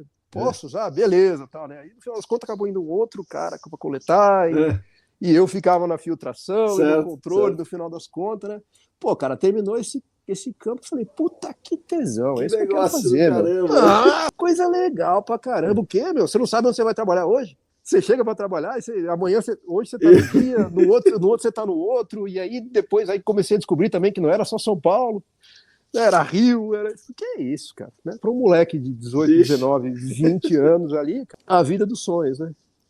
Ainda é, né, cara? Ainda é, a vida da gente é bem legal e as amizades que a gente faz no mercado, os desafios aos quais a gente se sujeita, né? A gente é colocado diante todo dia e essa necessidade de estudar, né? Tudo isso essa dinâmica, né? De viajar, lugares e fora do país também, enfim, que é quando você vai buscar conhecimento também, né? Pô, cara, isso eu me considero um cara privilegiado. De poder fazer isso, né? Com certeza. De ter tido a sorte de cair nesse mercado, cara, né? Porque não era a minha intenção. Certo. Né? Eu nunca imaginei trabalhar com isso. Tudo bem que foi o único emprego decente. Antes eu lavava carro e eu lavava carro também quando era moleque. Legal. Eu lavava carro no Lava Rápido de um amigo meu e fazia um negócio de monitor de lazer, mas você via que aquilo lá, né, pô. Sim. Mas, vai se divertir aqui e tal, não sei o que lá, defender e tal. Eu queria a indústria, né? Sim. E pela maneira como as coisas aconteceram, eu só tenho que agradecer, cara. Só tenho que... E quando é que você sai para montar a sua empresa, né? Que você hoje está na Fulgel, mas você saiu de lá para montar uma empresa, né? Isso. Eu saí da Geoclock. Na verdade, eu não saí para montar a empresa logo na sequência, né? Certo. Eu saí da Geoclock e eu tinha acabado de entrar na faculdade. Certo. Quando eu saí. Já com filho? Já com um filho, o Matheus tinha 2 anos nessa época, ele nasceu em 99. Eu ia fazer faculdade de noite, né? Certo. Fiz engenharia à noite na Mauá, mas eu sabia que aquilo ia me consumir. E conjugar com o meu emprego no ritmo que eu estava naquela época, viajando direto, né? Saía um projeto, você ia minimamente lá para visitar, quando não ia para meter a mão para fazer um ensaio piloto, né? Ensaio piloto eu fiquei fazendo até o final, né? É uma coisa que eu gosto muito de fazer até hoje, né? Não ia dar para eu levar a faculdade do jeito que eu queria, né? Os meus amigos todos falaram, pô, você escolheu Mauá, cara, sei lá, escolhe outra aí, né, cara? Pega uma mais suave, tranquila, vamos dizer assim, uma mais suave, né? Tá falando, não é isso que eu quero, pô, né? Eu quero um negócio sólido mesmo, né? Quero crescer, né? Não quero só o papel, né? Não quero só o diploma, né? E aí eu saí da Geoclock por conta disso. Arrumei um estágio, na época na Anjo, e a pegada do estágio era boa, né? Porque o pessoal lá já me conhecia, né? Já sabia o que eu era capaz de entregar. Lá tive bastante espaço, na verdade, né? Lá tive bastante espaço até aprender a vender projeto e fazer orçamento e ir em reunião com órgão ambiental e cliente e tal, não sei o que lá, todo mundo, né? E aí eu fui para lá em 2001 como estagiário. Caramba! Como estagiário. Teve um momento lá que a gente se viu lá na empresa lá com a necessidade de montar 30 sistemas de remediação de uma vez só. Certo. Saber montar, eu sei. Vamos lá! Bota aqui, no final do ano eu te entrego o 30º. Né? Vou fazendo de 1 em 1. Não, nada disso, né? Não é isso que a gente vai fazer. Eu lembro que a gente até trouxe nessa época a gente trouxe um cara projetista de avião. Caramba! Um cara que trabalhava para a Embraer. E a gente ele veio desenvolver o projeto do sistema de remediação. Então a gente montou puta container armado, né, fechado, porta grande, né, alto, com tudo ali dentro. Né. Nessa época o mercado ainda tinha, né, aquela fissura por coisa grande. Sim, né. sim. Bomba de 20, 25 cavalos, né. Sim. Pô, né, eu sou contra, né. Acho que tem que ter a potência que precisa, né, para tirar, né, o que precisa tirar, né? Não um negócio gigante para ficar circulando um puta monte de vapor e puta monte de água sem gerar remediação, né? Mas o fato é que naquela época o procedimento era esse, né? Então, aqueles tanques de vácuo enormes, montados naqueles skids que a gente mesmo fazia ali, soldado, né? Né? Pegou um galpão no ABC, montou lá, tinha toda uma estrutura, o negócio saía assim, linha de montagem, né? O caminhão parava na frente quase todo dia, se carregava em cima e levava embora para o campo, né? E depois a gente ia lá montar. Aí trabalhava de sábado e domingo e tal. Aí teve um sábado, cara, que a gente terminou uma unidade lá, e a gente ligava para testar, né? Aí na que ligou para testar, eu achei um vazamentozinho na entrada da bomba de vácuo, ali tinha uma flangezinha. E o negócio já estava montado, né? E a bomba escondidinha ali dentro, né? Cara, eu lembro que eu peguei a escada, subi em cima do tanque de vácuo, de um tanque lá que tinha, sei lá, se era de vácuo, se era separador, enfim. Né? E a bomba estava lá embaixo, né, cara? Eu peguei um grifo daqueles meu Deus do céu. 36, né, cara? Né, arrumei a boca dele assim, desci por entre os canos, assim, né, cara? Assim, olhando lá para baixo e tal, e encaixando, dobrando o negócio para pegar na flange ali, tá, peguei. Eu tô segurando o cabo aqui do lado do meu rosto. Nem que eu girei, não tava bem pego lá, porque eu não tinha posição para colocar o garfo do grifo, né, cara? O negócio soltou e a ponta do grifo pegou bem aqui. Meu assim. Deus do céu, Walter, rapaz. Cara, não foi nada, não quebrou nada, né? Não foi sequela nenhuma, nada. Mas na hora, uma das piores dores que eu senti na minha vida. E cheguei para trabalhar na segunda-feira, parecia que eu tinha tomado uma porrada. Pois é, meu Deus do céu. Né? Olhão roxo assim, né? Os caras olharam. 3 centímetros pro lado era o olho que ia embora. Pois é, né? Se pega mais aqui, assim, ela podia raspar dentro do primeiro erro, né? Cadê o óculos de segurança? Cabeção. Não, era sábado, 6 horas da tarde. O último negocinho, vá.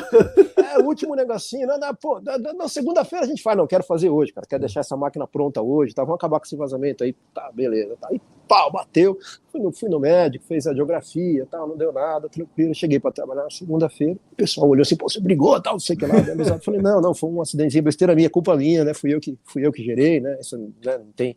Ninguém tem mais responsabilidade sobre o que aconteceu. Fui eu de não ter usado, não tá usando óculos e tentar se metido a fazer um negócio que não era para fazer. Negócio que teria um outro jeito de fazer. Tira as coisas de dentro, né? Libera espaço, vai lá, trabalha, arruma, depois você monta tudo de novo. Não, o cara que ser esperto, né? Que ser bonzão, tal, não sei o que lá.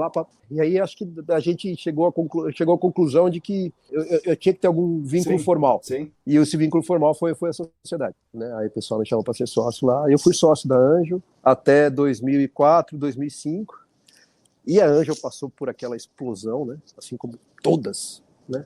Naquela época, principalmente, passavam, né? Dobrava todo ano. E aí a empresa começou a diversificar os negócios também, tal, começou a fazer algumas outras coisas. E eu sempre tive muito, esse é um defeito meu, né? Eu sempre tive muito pela remediação. Assim, no mercado ambiental tem diversas outras áreas de conhecimento, áreas de ciência, né? Mas eu sempre fui muito assim, né? Eu gosto disso aqui. Né? É isso aqui que eu gosto de fazer. Pô, tratamento de efluente é legal, tenho cabeça para entender, tenho cabeça para estudar, né? Mas a minha vontade, assim, se eu tenho uma horinha livre lá para estudar, eu vou estudar, né? Gerenciamento de área contaminada, investigação e remediação, né? Enfim, aí a gente, né, enxergou a possibilidade de aproveitar, né, aquela onda do mercado todo, né? E acabei me jogando. Né?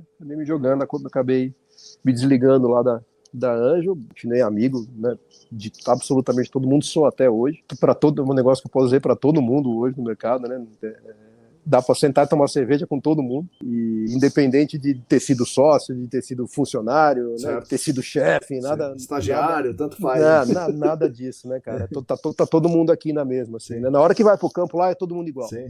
E aí me joguei, né, cara, e a gente experimentou lá na GeoIntegra na época, o mesmo crescimento que a gente experimentou em todas as outras, na Geopro, depois na Angel, né? E aí aconteceu a mesma coisa com a GeoIntegra, e o mundo é dinâmico, né? E da mesma forma, né? Com esse foco na minha especialização de fazer exatamente isso aqui, né? De se especificar. Sabe por quê, cara? Porque desde aquela época, a gente enxergava que faltava conhecimento no negócio, né? Ainda mais quando a gente chegava para fazer remediação, né? Imagina, você vai implantar em 97, você implantava um sistema de remediação com base em sondagem e atrado. Sim. Posto de monitoramento. né? Nem a mostrar solo, mostrava. O foco era sempre na água, né? Certo. Você instalava, você furava lá o poção, né? Sim. Eu lembro que a gente fazia furo de 6 polegadas, eu pegava o cano de 4 polegadas e eu ainda serrava as ranhuras dele para abrir, para ter ranhuras de meio centímetro. Sei. Né? Aí fazia lá o pré-filtro com um seixo rolado, desse tamanho que a gente queria, né? Dinâmica, né? A gente queria, dinâmica não, hidráulica, né? A gente queria, exatamente, a área de contato, né? A área de contato da sondagem, a área de contato do poço, que é para puxar bastante água. Então a gente perfurava o solo. Se achasse fase livre, tinha dado uma puta sorte, beleza. A varredura de vapores também, se hoje feito com equipamento, a gente já reconhece que tem falhas, naquela época era só falha. Pois é. Né? Só falha, né? Nem vareta. Se ele apontasse, era um negócio... Enfim, né? Mas era o que se fazia na época e estava certo lá na época. Fundamental pontuar isso, né? Aí, no final das contas, a gente furava, né? Se achasse a fase livre, tinha tido sorte, né? Instalava o poção lá com 4 metros de coluna d'água, né? Que é para puxar bastante água. E a gente puxava bastante água, a gente instalava o poção, né? E aquele pocinho de monitoramento tinha ali do lado, aparecia, voltava a fazer, aparecia e sumia. Pô, meu. Tanto que na primeira vez que eu tive que determinar o preço, eu fui fazer uma proposta. Sim. Cara, acho que eu demorei uns 15 dias para fazer a proposta. Meu, como é que eu vou? Né? Como é que eu vou, né, botar, desculpa, o saco na bigorna aqui, né, para levar a machadada, né, e ter certeza de que eu não vou me machucar, né, cara? Então a gente sentia, né, que pô, não, tá faltando algum conhecimento, tem alguma coisa que a gente não tá enxergando. Nós estamos fazendo, mas... Nós estamos fazendo certo, né, tá dando certo, eu tô vindo trabalhar todo dia, né, tô trabalhando minhas horas, beleza, tô ganhando meu salário, mas, cara, tá faltando alguma coisa que a gente não tá entendendo, né?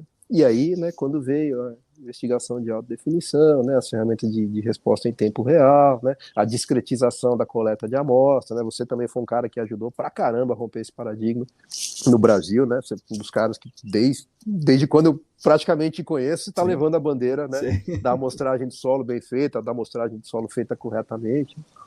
E na época não tinha, né, cara? Na época não tinha isso. Então a gente via que estava faltando algum conhecimento, né? A gente estava... Enfim, é inevitável, né? Você tem que estudar, né? Quem trabalha com remediação, até hoje, e eu tenho certeza de que isso vai acontecer enquanto eu estiver trabalhando com remediação, e isso faz parte do desafio, né? Você, de primeira, assim, bater o olho no negócio e falar, não sei o que eu vou fazer. Deixa eu estudar, deixa eu ver, deixa eu levantar a informação e tal. E aí depois eu vou chegar no conceito, e esse conceito ele ainda vai ter furos, ele ainda vai ter problemas, ainda vai ter incertezas, e hoje é bem mais fácil, né? Com as ferramentas que a gente tem em mãos hoje, a gente consegue ser muito, muito, muito, muito assertivo, né? Reduzir bastante as incertezas, mas elas ainda existem. Sim. Né? E na grande maioria das vezes elas estão relacionadas com a limitação de grana que você teve. Segurar a grana num projeto de gerenciamento de área contaminada é gerar incerteza. Sim. Quanto mais recurso financeiro disponível você tiver, menos incerteza você vai ter e mais assertivo vai ser o seu projeto. Né? Quantos ensaios pilotos você fez, mais ou menos? Cara, deixa eu pensar aqui, ó, de Fugel não foram muitos, cara. Fugel foram uns 30. Na época da Geoclock, acho que passou de 100. Bastante. Na época da Angel passou de 100. Agora, o número exato, assim, eu não tenho, não, cara. Centenas, vai. Sim. Vamos dizer assim. Caramba. Centenas.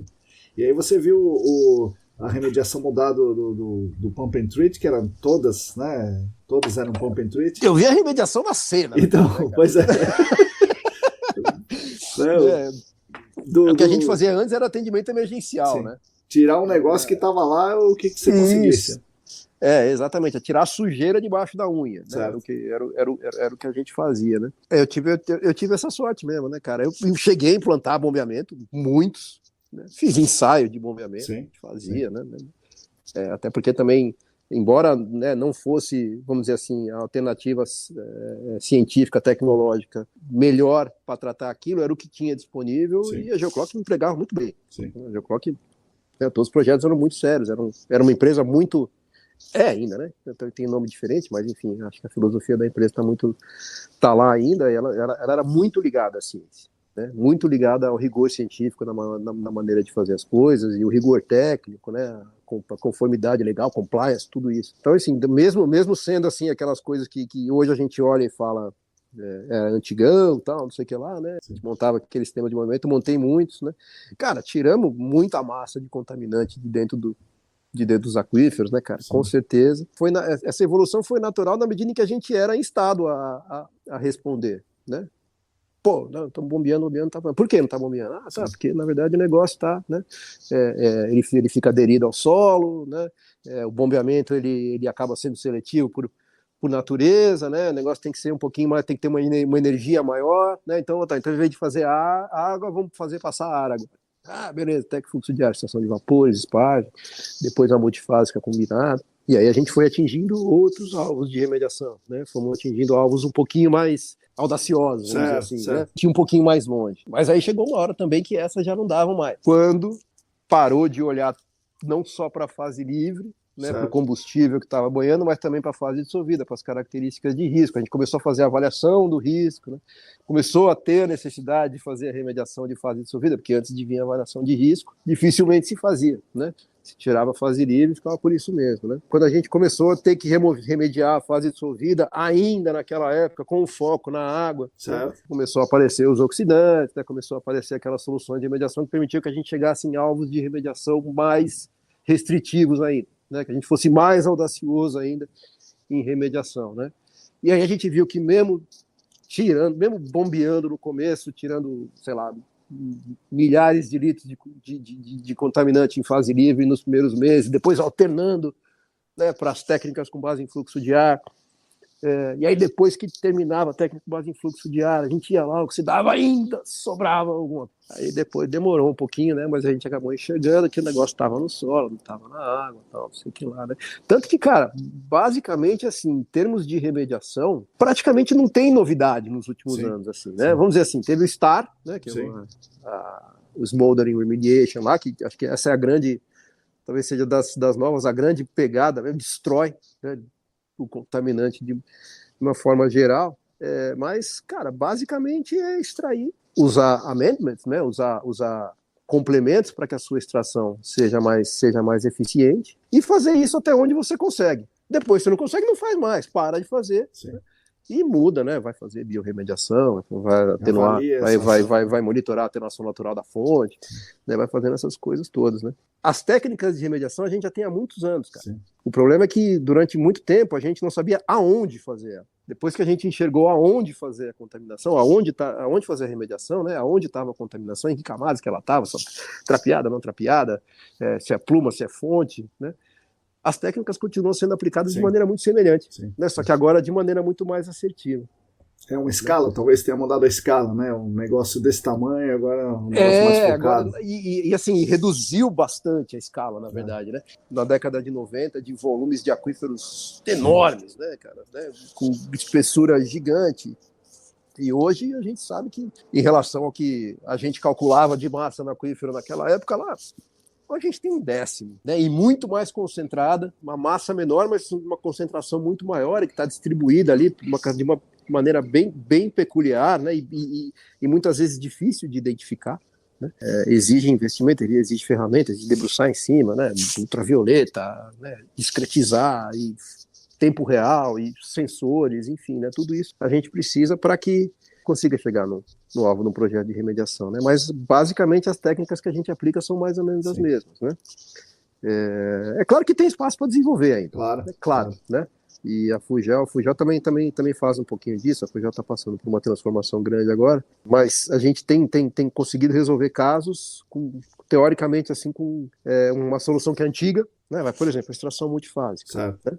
Técnica fácil de empregar, né? Todo mundo sabe empregar no mercado, né? Mas talvez ela tenha pecado por não ter sido aplicada no passado aonde ela tinha que ser aplicada. Então, se você conseguir dirigir, né, discretizar um pouco as seções filtrantes e os pontos onde você vai gerar um diferencial de pressão, querendo gerar um gradiente de pressão em uma determinada camada, né, e não num aquífero como um todo, né, assim, tal, você consegue, com essa técnica e sem muita mágica, apenas sabendo, né, apenas sabendo de onde você está tirando, você consegue pelo menos uma produtividade muito melhor e um tempo menor, né, para fazer a remediação, né.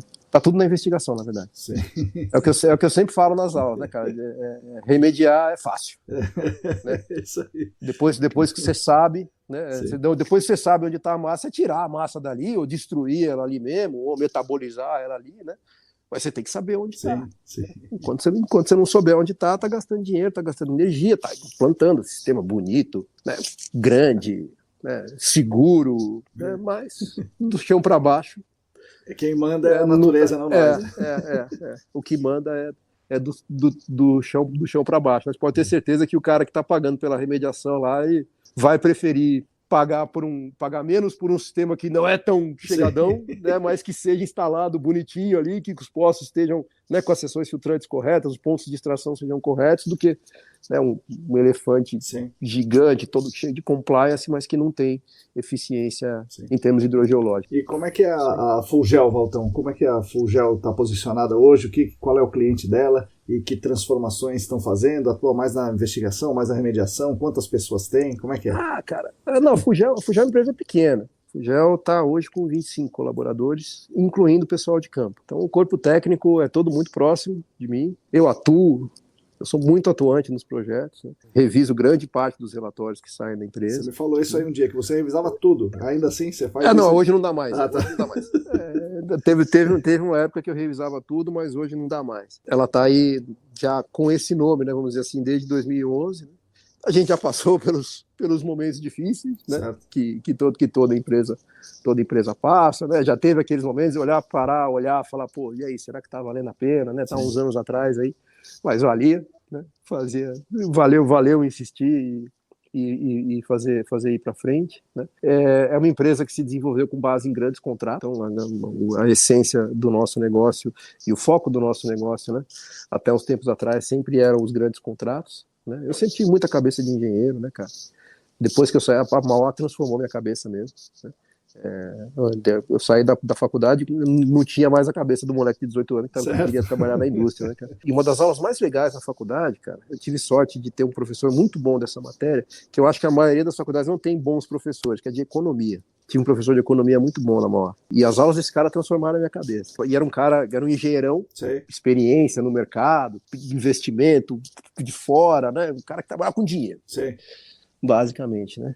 E ele conseguia fazer um link muito grande, né, entre os aspectos econômicos das operações de engenharia como um todo. Uma das coisas que eu nunca esqueço, ele dava uma aula super simples, não era nada com PowerPoint, nada, era o cara falando e ele desenhando gráficos de demanda por oferta na mão mesmo, né, não sei o que lá, e todos os outros gráficos que tinha que fazer e tal. E aí um dia ele desenhou lá uma curva de desempenho financeiro de uma operação de engenharia. Né? Natural, né? Começa no zero, aí tem um crescimento grande, né? No começo, dependendo do mercado onde você está, e quanto mais novo o seu mercado, mais inclinado, mais próxima da vertical é essa curva, né? Mais o tempo vai passar, os concorrentes vão aprender o que você faz, por mais que seja novo, né? Ou, enfim, vai todo mundo aprender o que você faz e vai virar carne de vaca. Vão haver mudanças, vão entrar tecnologias mais baratas para fazer a mesma coisa e o seu negócio vai chegar num momento em que ele vai se aproximar da horizontal. É aqui que o engenheiro entra. Você tem dois caminhos aqui agora. Reto você não vai, tá? Você não vai se manter reto nesse patamar. Ou você fica quieto e vai para baixo, ou você reinventa e vai para cima. Então, quando a gente fala que a gente precisa investir, a gente precisa pesquisar, a gente precisa estudar, e a Fulgel está fazendo isso também, é justamente por conta disso. Existiu um momento que a empresa cresceu rápido, né, bastante rápido, mas a gente já viu esse momento onde, da maneira como a gente está trabalhando, né, da maneira como a gente trabalhou para fazer aquela curva subir rápido daquele jeito, não ia adiantar mais. Entendi. E aí, enfim, o que a gente está fazendo agora é desenvolver tecnologia, né, testar tecnologias, tentar maneiras diferentes de fazer o que o pessoal já faz há bastante tempo. Em um determinado momento a gente abriu também, não só para os grandes contratos, mas para os contratos menores também, né? Uma coisa que facilita muito o trabalho do consultor, cara, é quando o seu cliente tem preparo. Quando o seu cliente está preparado, o trabalho da consultoria é fácil pra caramba. Né? O cara entende o que você fala, ele consegue, né, interagir com você e dar ideias, entender as suas propostas e enxergar o valor daquilo. E só grandes empresas que têm esse tipo de profissional, né? Quando foi 2012, 2013, acho que 2013 ou 2014, eu comecei a dar aula lá no Senac. E eu peguei o tesão de dar aula, cara. Foi um uso novo que eu achei para essa carcaça velha aqui depois de alguns anos. Né? Legal. E adoro dar aula, né? Vocês sabem, né? Você, Rodrigo, sim. sabe que eu até me ofereço. Né? Vamos lá. Para dar aula, né? Entro em curso como aluno, saio como professor, enfim. E aí eu comecei a fazer isso também em escala comercial com os clientes menores, cara. Legal. Você dá um treinamento pro cara. Isso, a primeira reunião do cara com a Fuji é que nem a primeira reunião com o psicólogo do cara. Cara, não costuma durar menos do que 3 horas. Sim. Aí você vai lá, abre, mostra o que você vai fazer pro cara, né? E mostra onde você já errou, e mostra onde você vai acertar agora, e mostra onde ele poderia ter sido, onde ele poderia fazer diferente, e certo. O que ele tem que fazer, e o que ele pode fazer para ajudar o negócio e tal. E aí acabei descobrindo que tem uma coisa muito legal nisso também, né? É fácil para a gente trabalhar com um cliente que manja, né? A interlocução é muito mais rápida, né? As coisas são muito mais rápidas, mas nessa de trabalhar para um cliente menor, ou que não tenha um expertise tão grande, ou que não tenha um suporte multinacional, né? A gente está contribuindo melhor para a sociedade, né, cara? Além né? O conhecimento a gente acaba sempre aprendendo também, né? Uma coisa que eu adoro quando fazer preliminar ou investigação em indústria é entender o processo do cara, mas não apenas com o olho da geração do passivo, mas pô, que legal esse processo, como né? que o negócio funciona, entender quimicamente, entender mecanicamente como o negócio é feito, né? Você vai ver como faz um vidro, né? Você vai ver como faz um lingote, vai ver como gera um determinado produto, como faz um combustível, né? Como faz uma gasolina. Pô, isso é muito legal. Ao se expor, ao abrir para esses projetos, vamos dizer assim, mais específicos, né? Não aqueles clientes que têm uma porrada de área para gerenciar. Né? Aquele cara que a área é dele. Certo, né? certo. E algumas vezes é ele mesmo que está pagando, ou então é uma organização pequena, ou você conhece o dono da grana, né? o cara que está investindo, né? Aí a gente acabou também expandindo para esses clientes também, né? Fizemos um investimento em estrutura comercial, tá? Contratamos um representante comercial, começa a enfiar dinheiro, né? Nessa estrutura, né? E vira. Então, antigamente, a Fuji era uma empresa super concentrada em termos de cliente, né? Já chegou a ter anos aí que 90% do faturamento da empresa era proveniente de um único cliente. E agora a gente conseguiu diversificar bem, mas claro, né, dando toda a atenção que a gente já dava, né, e mais ainda, cliente que é importante, né, todo cliente é importante, né, todo projeto é importante, né, todo projeto, no mínimo, ele tem oportunidade de aprendizado. Então a gente continua, inclusive até junto aos clientes antigos, né, também dividindo, né, as descobertas científicas e tecnológicas que a gente faz também, tal, né, para melhorar lá a performance dos investimentos do cara em remediação, né? Se no começo da empresa assim, eu idealizava trabalhar só para contratos grandes, né? Não, né? Enxerguei que precisa dos contratos grandes, eles trazem planejamento para a empresa, né? Eles trazem programação de serviço, né? Daí você manter, né? Você poder fazer investimento, poder contratar gente, poder comprar equipamento, né?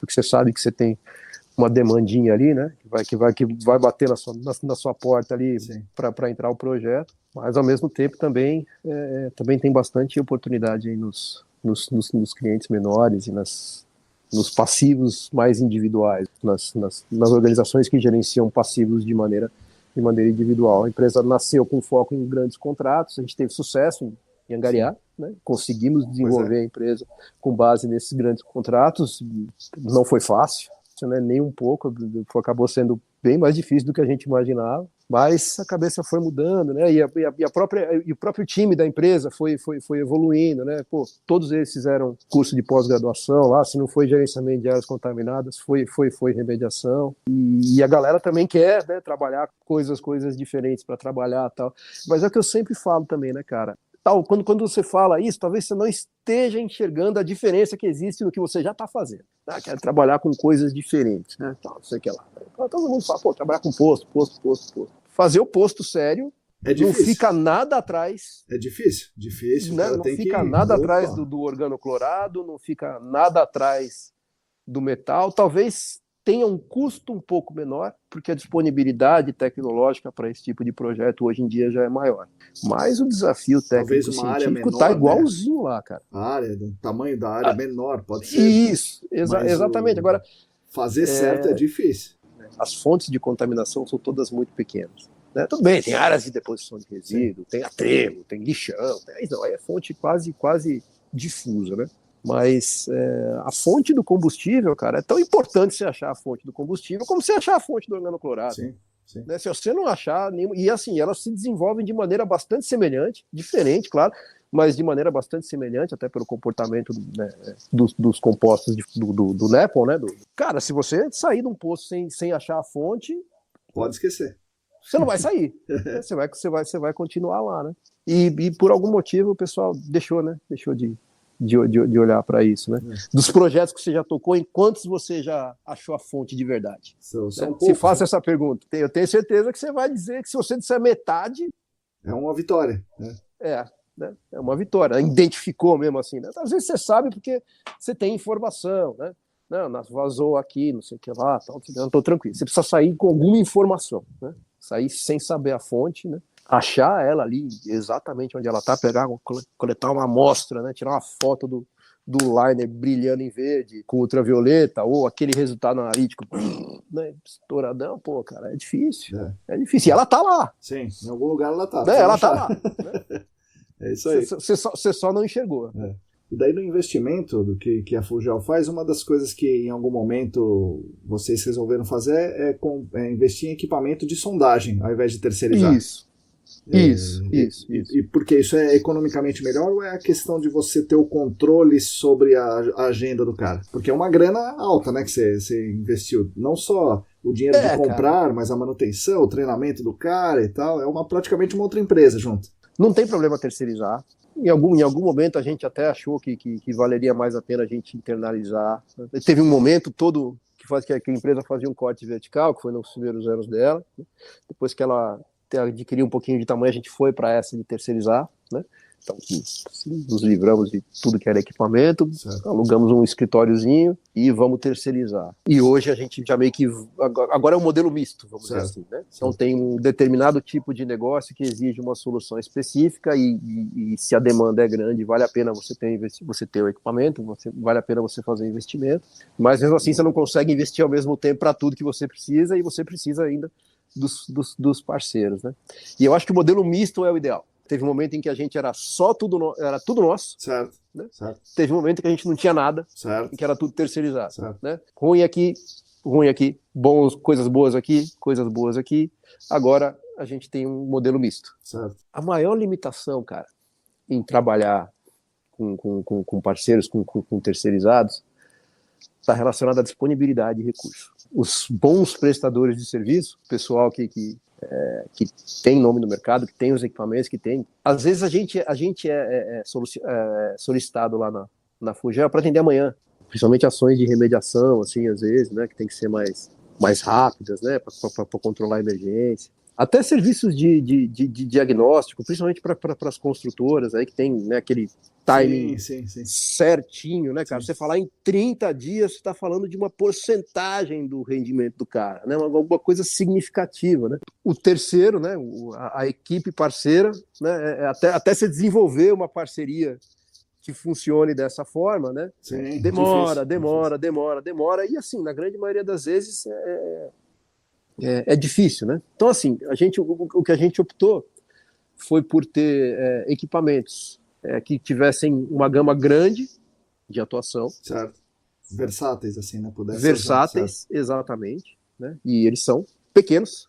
O fato é que a gente investiu nesses equipamentos aí, primeiro, né? Para conseguir atender as demandas que os clientes que apresentavam para a gente no tempo que eles precisam. Claro, depois de vencido o investimento, ter uma operação com custo um pouquinho menor. Certo. E eu acho que essa é a situação já, inclusive os 2 equipamentos estão já quitados, não deve faltar acho que 3 ou 4 parcelas de uma das máquinas só. Para gerar os recursos que a empresa precisa para se manter, para poder investir, né, para pagar os funcionários, né, para pagar as suas contas, etc. e tal. Esse é, vamos dizer assim, então o pró de você ter os parceiros é que você consegue estar sempre na melhor técnica. Certo, certo. Porque o cara só faz isso, né? Então ele, exatamente, em tese, né? sabe mais. Né? Tá aí, né? Tem o equipamento, enfim, né? Tua metodologia de coletar amostra, tudo. O contra é que às vezes você não consegue encaixar aquilo no cronograma que você tem para fazer. Sim. Né? E virar as costas para o projeto não é uma opção dentro da Fujan. Né? A gente não vira. Né? Talvez a gente não faça o projeto por ter sido mais caro. Certo. Né? Mas declinar, né? a gente tem sempre que ter uma solução lá para o cliente, e às vezes a solução que a gente propõe, na nossa visão de ser certa, ela é 3 vezes maior, o custo é 3 vezes maior do que uma outra solução que o cara propôs, e em outros não. Né? Em alguns casos a gente enxerga algumas situações, algumas maneiras de entrar com uma solução de baixo custo que vai atender o objetivo do cara, mesmo que seja um objetivo intermediário, até um outro passo de projeto, ou não, ou dar a machadada logo de uma vez. O preço médio da solução é tudo mais ou menos o mesmo, que varia a quantidade de solução que o cara coloca na proposta. Certo. Né? Os preços são todos regulados pelo mercado, tá? Quanto custa o metro de sondagem, quanto custa o metro de poço, né? Quanto custa uma amostra, custa um método de MIP. Isso aí não adianta o cara, né, querer viajar, que o mercado vai nivelar. Então tá tudo em como organizar, a pegada é como organizar essas ferramentas, né, e esse curso, o gasto dessa grana, para utilizar o mínimo possível para chegar no resultado que precisa chegar o mais rápido. Então, por isso que hoje, né, a gente tem essa estrutura mista. Né? E em termos de pesquisa, cara, a gente está pesquisando técnicas de remediação, pesquisando a aplicação de técnicas de remediação que já existem, não estamos inventando nada em termos de remediação, mas, enfim, com um foco um pouquinho mais refinado, com uma definição um pouquinho maior. Então, trazendo o conceito de alta definição para ação de remediação também. É um negócio, né, que falta, é importante. Não apenas no diagnóstico ali, né? Beleza, acabou, o solo virou as costas, acabou, beleza, aí passou 6 meses, né? Que é um tempo de remediação comum, tá diferente, né? Então, com certeza tem no mercado diversos outros profissionais plenamente capacitados a pensar dessa forma e agir dessa forma, né? Isso aí não é nada, é nem uma bala de prata, né? Mas é necessário juntar as ferramentas. Né?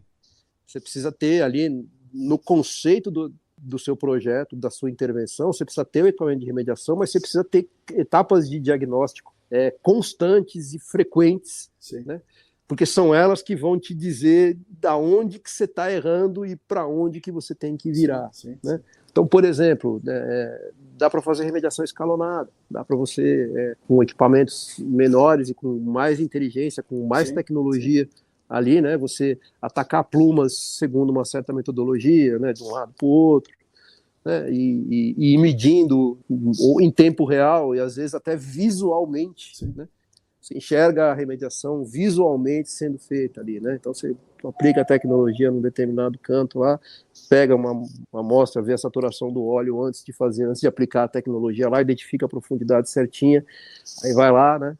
Põe para extrair, temperatura, química, né? Reagentes, agentes de processos físicos, né? Que vão sempre com foco ali naquela, né? Identificar qual que é a unidade de estratigráfica que você precisa, aonde você precisa gerar o... E eu sou meio louco, você sabe, né, cara? Para mim, remediação sem controle hidráulico não é remediação. Exatamente, tá? senão... Até em oxidação. O controle hidráulico ele é uma excelente ferramenta para você distribuir o agente oxidante no meio. Então, as técnicas de extração, mesmo por mais que a extração em si não vá ser utilizada para fazer a remediação, ela pode ser utilizada para distribuir o agente remediador no meio, né? Para fazer com que o teu agente mediador chega em contato com a contaminação, né? É mais ou menos por aí. O livro de remediação fala isso, né, Valtão? Pois é, fala isso aí, pois é. Não eu tô falando, não é quebrar paradigma, né? Não é trazer nada de outro mundo. Aquela história lá do pensar um pouquinho fora da caixa. Sim. É isso. E para isso a gente tem que vencer algumas resistências. Sim, né? Claro. A limitação financeira, às vezes a limitação dos seus próprios equipamentos, né?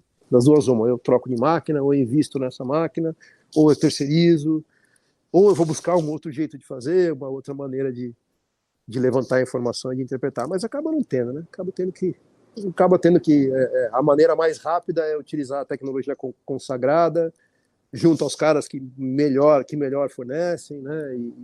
E aplicar isso aí para o benefício final do teu cliente lá. Mas aí, Valtão, conta do campo, que a gente teve alguns episódios com os caras contando muitas histórias do campo aqui, né? Como você tem muitas histórias, vamos seleciona uma aí que você possa contar, que seja publicável aí, de alguma situação interessante que você tenha passado, pitoresca aí pelo mundo afora. Ela é um pouquinho engraçada, né? Como eu te disse, né? O que acontece no campo. As mais engraçadas. A história não dá para contar.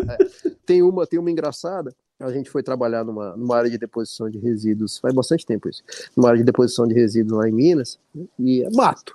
Atravessava uma linha do trem para chegar na área, meia hora de carro do hotel, do único hotel que tinha na cidadezinha, que era pequena, né? Então eu cansei de virar à noite lá, fazendo um ensaio de movimento. Aí depois fiz ensaio de remediação lá também, fiquei lá, viramos à noite e tal, fiquei lá. E mato, né? Mato, onde tinha resíduo enterrado, você via que não crescia mamona, né?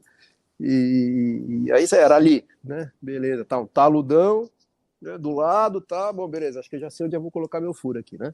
Aquele tipo de situação, assim, né? E aí a gente fez lá um cobertinho para estocar o material no meio da área lá, né? Então cravamos 4 pilarzinho no chão, cobrimos com telha. Aí a gente fez lá o cercadinho logo no começo do trabalho e começou a estocar lá cano, bentonita, né, areia. Aí acho que no segundo, terceiro dia de campo a gente chegou lá, os materiais tudo bagunçado, né, cara? Falei, no meio do mato. Como pode, né, cara? Quem pulou aqui? Então a gente começou a ficar com medo, né, cara? Pô, eu vou virar a noite aqui, né? Fazendo ensaio e tal, né? Sei lá, vai que tem, né? Sim. Alguém que invada a área aqui, né?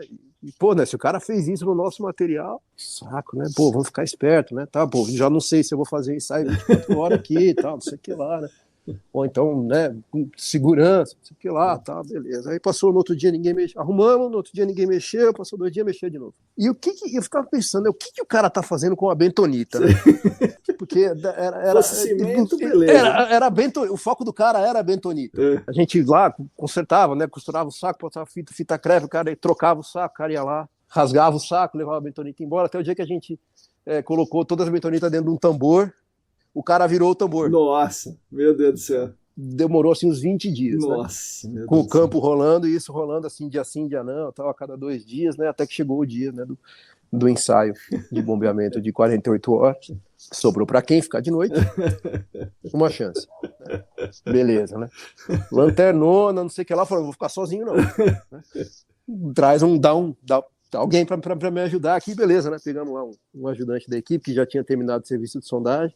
E aí a gente está lá, né, no ensaio de 48 horas, já estava ali, acho que era meia-noite e pouco, 1 hora, tá, começo da madrugada, barulho. E aí? A gente olhou um pro outro, né, que eu já sacou o facão. Né? Putz, ainda bem que você tá preparado, sim, né, cara? Vou achar alguma coisa aqui para eu me defender também, sei lá, um toco de madeira, sei que ele até cortou um toquinho, tá, vamos lá, né? O cara tá mexendo lá no nosso material, né? Vamos lá, não sei o que lá, tá barulho de saco rasgando, né? Escondido atrás do mato, assim, subindo o barranco bem devagarinho, assim, né, cara? Pra não fazer barulho e fazendo barulho pra cacete, né? Descrição 0, né? Tá falando, estamos chegando, né? Não sei o que lá, né? Se você tiver armado, já saca, né? Porque você vai usar, né? Aí saímos lá, era um boi, cara. Nossa Senhora. Um boi que comia bentonita. Com a vaca, bentonita. Sei lá o que era. E é engraçado assim que passou os tempos assim, a gente não viu mais também. Ele comeu bastante bentonita. Coitado do boi. Bastante bentonita ele comeu. Eu tenho a impressão de que ele não conseguiu colocar para fora. Pode ser, né? Pode ser, acabou. Inclusive a Juliana, a Ju, ela tá fazendo veterinária agora, né? Depois de tá no primeiro ano de veterinária. Nossa. E ela tava explicando aqui, o boi tem 3 estômagos, na verdade. Ele tem 3 lugares ali onde através do rumen ele vai, né? Ele vai digerindo a comida, nossa, né? O que ele ingere, né? A gente outro dia tava discutindo, puta, onde será que ficou a bentonita, né? do boi, né, cara? Sei que, enfim, o boi sumiu, acho que ele morreu, né? Mas nossa, só risada mas vocês não, dois. Então. Mas não passava uma agulha, né, nossa, cara? Na hora que tava os dois lá no ensaio, lá, o barulhão comendo, o cara sacou uma peixeirona grande, eu olhei e falei, eu sou o cervo que não vai conseguir correr do leão. Porque o meu. O cara ali, esse aqui vai se virar. Ele tem, né, menorzinho, tal, mais forte, o caramba, tal, sei lá. Até entra numa com o cara lá, eu aqui, brancão. É o alvo, né? Carrapato pra caramba Nossa nessa senhora. área, cara. Eu tirava de dezenas por dia. E esse projeto, né, no final das contas, ele foi um projeto muito, muito, muito legal. Acho que foi o primeiro projeto de contaminação de metais que eu trabalhei, que é quase um campo à parte, né? Aprendi pra caramba no estudo lá, experiência de campo pra cacete. Esse foi um dos sites que a galera furou 20 e tantos metros na mão, cara. E um dos últimos postos lá foi com revestimento, cara. Você acredita? Maria. O nego sacou Então, 23, 24 metros de revestimento do chão com macaco. Composição do trado, os caras até puxam na coluna, né? Sim. Mas o revestimento não dá. Então a galera ia tirando o revestimento com macaco, né? Demorou mais para tirar o revestimento do furo do que para fazer o furo, do que para colocar ele para dentro. Mas tirou, tá bom ainda. Tirou. Não lembro se era 4 ou se era 6 polegadas. Os caras não tinham medo, não, cara. Se fosse para mim, teria que ser com tripé, com certeza. E já fiz furo, viu, cara? Já fiz furo. Primeiro trabalho da GeoInter. Lá foi você. Nossa. Ele meu sócio, cara. Nossa. Ele meu sócio. Tradão. Vixe. Vamos que vamos. Não tinha dinheiro. O único projeto, não tinha equipe. Vamos lá, cara. Vamos lá. E a gente ficou, putz, rapaz, é um dos piores trabalhos do mundo, eu acho, cara. Sim. Né? Com certeza. Trabalho de sondagem, cara, né? Trabalho de pedreiro também é difícil, né? Sim. Bater massa e tal, cara, mas acho que com sondagem. Porque além de toda a força, ainda você tem que ficar girando, né? Isso não, tem a força para baixar, tem a força para girar, tem a força para subir. Eu tenho certeza que se avaliar aí o ritmo de consumo calórico dos caras aí, muito grande. Sondagem atrás deve ganhar disparado. Sim. É muito sofrido, né? Difícil, sofrido. Aí também, em função disso, até também a gente acabou optando por comprar as máquinas lá também. Né? Existia um momento em que, dentre a complexidade dos projetos que a gente estava fazendo ali, tinha espaço para usar o trado, né?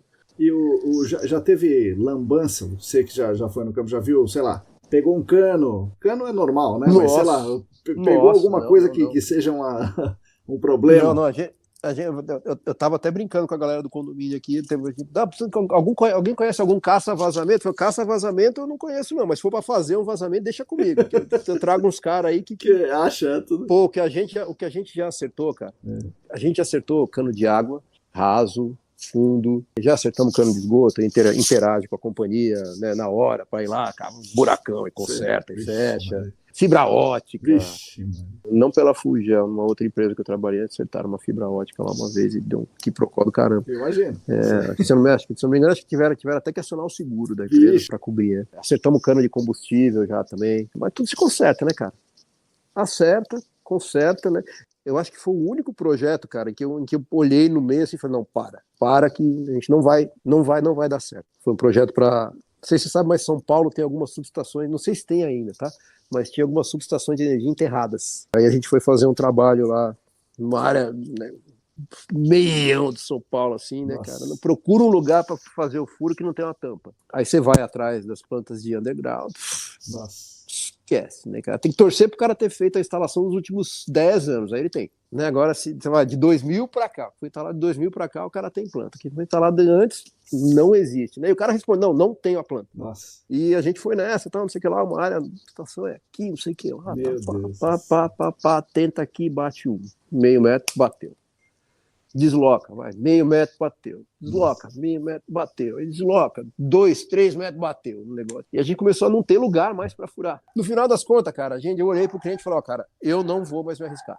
O projeto é meu, a responsabilidade técnica é minha, né? Se eu estourar alguma coisa aqui, não é você que vai me pagar. Sim. Porque está no contrato que é minha obrigação. Nossa. Esse aqui eu vou desencanar, tá? Esse aqui eu não vou fazer. Era um trabalho no sábado.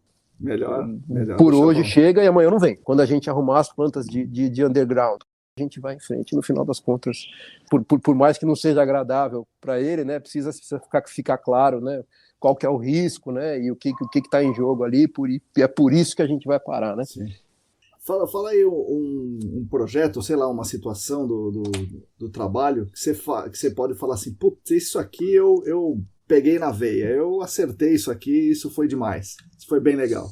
Cara, na verdade, assim, dessa eu não tenho para contar, não. Assim, algum negócio que só eu enxerguei, não. Mas recentemente tá ficando cada vez mais fácil fazer isso, na verdade. Por exemplo, poucos dias atrás aí, recebeu lá uma demanda com um escopo de contrato bastante rígido, né? E a gente foi lá, implantou o escopo do contrato bastante rígido, mas quando a gente foi para implantar esse escopo de contrato, a gente avisou o cliente, né? Falou, ó, pode ser que não dê certo, né? Né? Existem outras alternativas dentro do próprio contrato, né? Que a gente pode lançar a mão para, né? E ter sucesso, né? E dito e feito, a gente foi lá, basicamente instalou-se um posto de bombeamento com seção filtrante enorme, né? 4, 5 metros, né? E numa área que tinha uma presença de fase livre expressiva, instalou-se o posto de bombeamento dessa maneira, a 1 metro de distância lá do posto que tinha 1 metro de fase livre dentro, e não fez nem cócega. Fizemos ensaio de bombeamento lá, o ensaio de bombeamento puxou 200, 300 litros por hora, aquífero bom. Pena que não é onde está a contaminação, né? Pena que a contaminação não está nele, porque a fonte é recém e tal. E aí, no final das contas, a gente foi lá, fez um ensaio de longa duração, 40, 30, sei lá, 72 horas fazendo ensaio de bombeamento, vazão tudo bonitinho, rebaixamento tudo bonitinho, cor de influência, zona de captura, dava para enxergar tudo, só que a fase livre ia aumentando nos postos, né? É até meio chato, né? Ele vira lá e fala, ó, pô, cantei essa bola. Eu avisei que isso ia acontecer, né? Posso fazer do jeito que eu tô imaginando agora? Ah, pode, beleza. Aí você vai lá. E uma coisa simples, né, cara? Uma coisa, à medida que o tempo vai passando, você vai aprendendo a alocar furo, né? Sim, vamos dizer assim, sim, né? Sim. O meu geólogo, Rogério Ratão, o cara é mestre nisso. Mestre. A gente até brincava, ele trabalhou junto comigo na Geoclock, né? A gente brincava quem colocava o furo mais contaminado dentro do site, né? Ele sempre ganhava. O cara sempre ganhava. Nessa área que a gente ensaiou também, o cara colocou um poço lá no primeiro trabalho preliminar que ele fez, que ninguém ganhou, cara. Sim. Acabou, assim, aquele pegou na veia mesmo, assim, cara, né? O bicho deve estar contaminado até hoje, lá, de tanta contaminação que ele tinha. No frigir dos ovos, né, talvez não tenha assim, nenhuma grande pegada, né, não tenha nenhuma, né, coisa assim, não, que só a gente consegue fazer, né, cara, você sair de um estudo de investigação com a contaminação mapeada é demais, né, cara, mapeada assim, bom nível de detalhe, né, isso é uma coisa que dá, né, que deixa a gente bem feliz, né, a gente foi lá e empregou a grana do cliente no estudo de investigação que respondeu para ele, né, aonde estava a contaminação mesmo, né? Projetos de remediação que a gente fez a estimativa, né, considerando bem as incertezas e usou bons fatores de segurança e se esforçou, né, para que o projeto fosse feito de acordo com o planejamento, né? Que a gente foi lá, passou todos os milestones, gerou todos os registros, não sei o que lá, o projeto chega no final. Assim, eu acho que para mim o tesão está muito mais nisso aí, né? Muito mais em se propor a fazer um negócio e quando o negócio terminar lá na frente, olhar falando, beleza, eu fiz exatamente aquilo que eu me propus. Talvez isso seja uma pegada. Sim, sim. Mas não tem segredo nenhum. Né? Não tem segredo nenhum, não tem nenhuma coisa que é única e exclusiva a minha, assim, não, muito pelo contrário, né? A gente tem que sempre se colocar num nível de igualdade que a gente tem a aprender com as pessoas. A gente, né, consegue conversar com todo mundo em nível de igualdade, tem que sempre manter em mente que a cada conversa que a gente tem, a gente vai aprender um negócio, né? A gente vai pegar um negócio e tal, a gente vai esclarecer as dúvidas que a gente tem, né? Então, e o que dica você dá pro jovem Walter dos 18 anos lá no Senai, né? Não para de estudar. A dica que eu daria era essa. Não fica esses 6 anos, né, de 95 até 2001, longe do meio acadêmico. Não, muito pelo contrário, cara. Vai lá, entra na faculdade ano que vem, né? Você pode até ficar esse tempo todo, até 2007, 2008, na faculdade, né? Mas aí você se forma, faz um mestrado, faz um doutorado, né? É o que eu encho o saco muito dos meus filhos aqui, cara. Muito. Assim, a única coisa que eu sou chato, tanto com o Matheus quanto com o Gabriel, né? O Matheus está com 20, ele vai fazer 22 anos e vai se formar esse ano, veterinário. Pô, que legal. Que legal. Parabéns. Eu pesei assim, falei, cara, não, pai, eu quero viajar. Falei, viajar, tá bom. Faz uma viagem, né, de uns tempos, vê lá, visita, né, conhece. Se você gostar, você fica por lá, senão você volta, tá? Mas eu prefiro que você volte. Se você for ficar lá, você vai ficar lá para estudar. E foi o que ele fez. Ele terminou o colegial, entrou na faculdade direto. Graças a Deus arrumou um negócio que ele adora. Né, ele achou o nicho que ele gosta dentro da veterinária e ele estudou e assim, cara, ele está posicionado lá onde ele está agora, né, ele trabalha num hospital lá, ele eu vejo ele lá nesse hospital muito semelhante ao que era eu, ao que era o Walter de 19 anos, onde ele estava ali, né? Só que o Matheus está se formando. Entendi, né? entendi. E eu ainda acabei demorando um pouquinho e tal. E você vê, tô fazendo mestrado agora com 44 anos. Né? O Matheus vai fazer mestrado dele o ano que vem. Né? Então a dica que eu daria pro Valtão de 18 anos é não pare de estudar. Fujel é uma mãe. Sim. É isso aí. Né, a galera lá faz pós-graduação no Senac, eu faço mestrado, que bom. Já teve época difícil, né, teve época que foi fácil pra caramba, teve época que foi difícil pra caramba, teve época que, pô, chega, né, não quero mais, tal, não sei o que lá. Aí você sossega, conversa em casa e tal. Né? O Juliano trabalha comigo também, né? Então, vem cá, vamos resolver, tal, vamos fazer assim, assado. Aí você vai, se recupera, levanta, e voa de novo. Isso é natural do empreender no Brasil. Sim. Um pouco de heroísmo e teimosia. Eu acho que é mais de teimosia, né, do que de heroísmo, né, cara? Porque em algumas situações parece que não faz sentido nenhum, mas você continua sendo teimoso, né? Continua investindo, acreditando no seu sonho. Talvez essa seria uma outra coisa que eu falaria pro Walter de 18 anos lá, tal. Não deixe de sonhar como você sonha, né? Não mude essa sua característica. É isso que impulsiona a gente, né? E aí, Valtão, aqui a gente está chegando no final do episódio, né? Então é um momento que você pode, sei lá, falar o que eu esqueci de perguntar. Agora o podcast é seu, falar do Corinthians, Marcão, fala para dar um envelope assim. Isso, para arrematar. Cara, te agradecer, né? Agradecer pela oportunidade, né? Confio no trabalho de edição da sua esposa. Bastante, espero que depois que ela tire tudo que foi falado, só pelo menos uns 10 minutos de alguma coisa aproveitável, que não tem um palavrão. Não xingamos ninguém, Valtão, tá bom aqui. Te agradecer pela oportunidade aí de dividir um pouquinho da experiência, né? Um pouquinho das porradas que a gente já levou na cabeça. Sim. E ajudar o pessoal. Das coisas que a gente conseguiu fazer certo, né? Agradecer aí, não só a você, né? Mas já que é um momento de fechamento, assim, onde eu posso agradecer, posso falar alguma coisa. Agradecer a todo mundo que está junto comigo na jornada, né? De coração mesmo. A toda a equipe técnica da Fugel. Eles são fundamentais, sem eles a Fugel não teria chegado a lugar nenhum, menos eu. Não cheguei a lugar nenhum ainda também, tá? Tem bastante caminho pela frente, né? Agradecer a todos com os quais eu já trabalhei, que foram meus mentores, meus líderes, minhas referências, são até hoje. Guardo os profissionais que trabalharam comigo no começo da minha carreira como referências até hoje. Me refiro a eles dessa forma e não economizo palavras para deixar isso claro para todo mundo. Vão ser sempre minhas referências, sou muito grato a eles. Aos que já trabalharam comigo, aos que passaram, que vieram, que saíram, né, que fizeram parte de tudo isso também. Tenho muito a agradecer. E é isso, cara, né? É isso. Agora, continuar olhando para frente aí e desenvolver aí, esperar essa pandemia passar, né?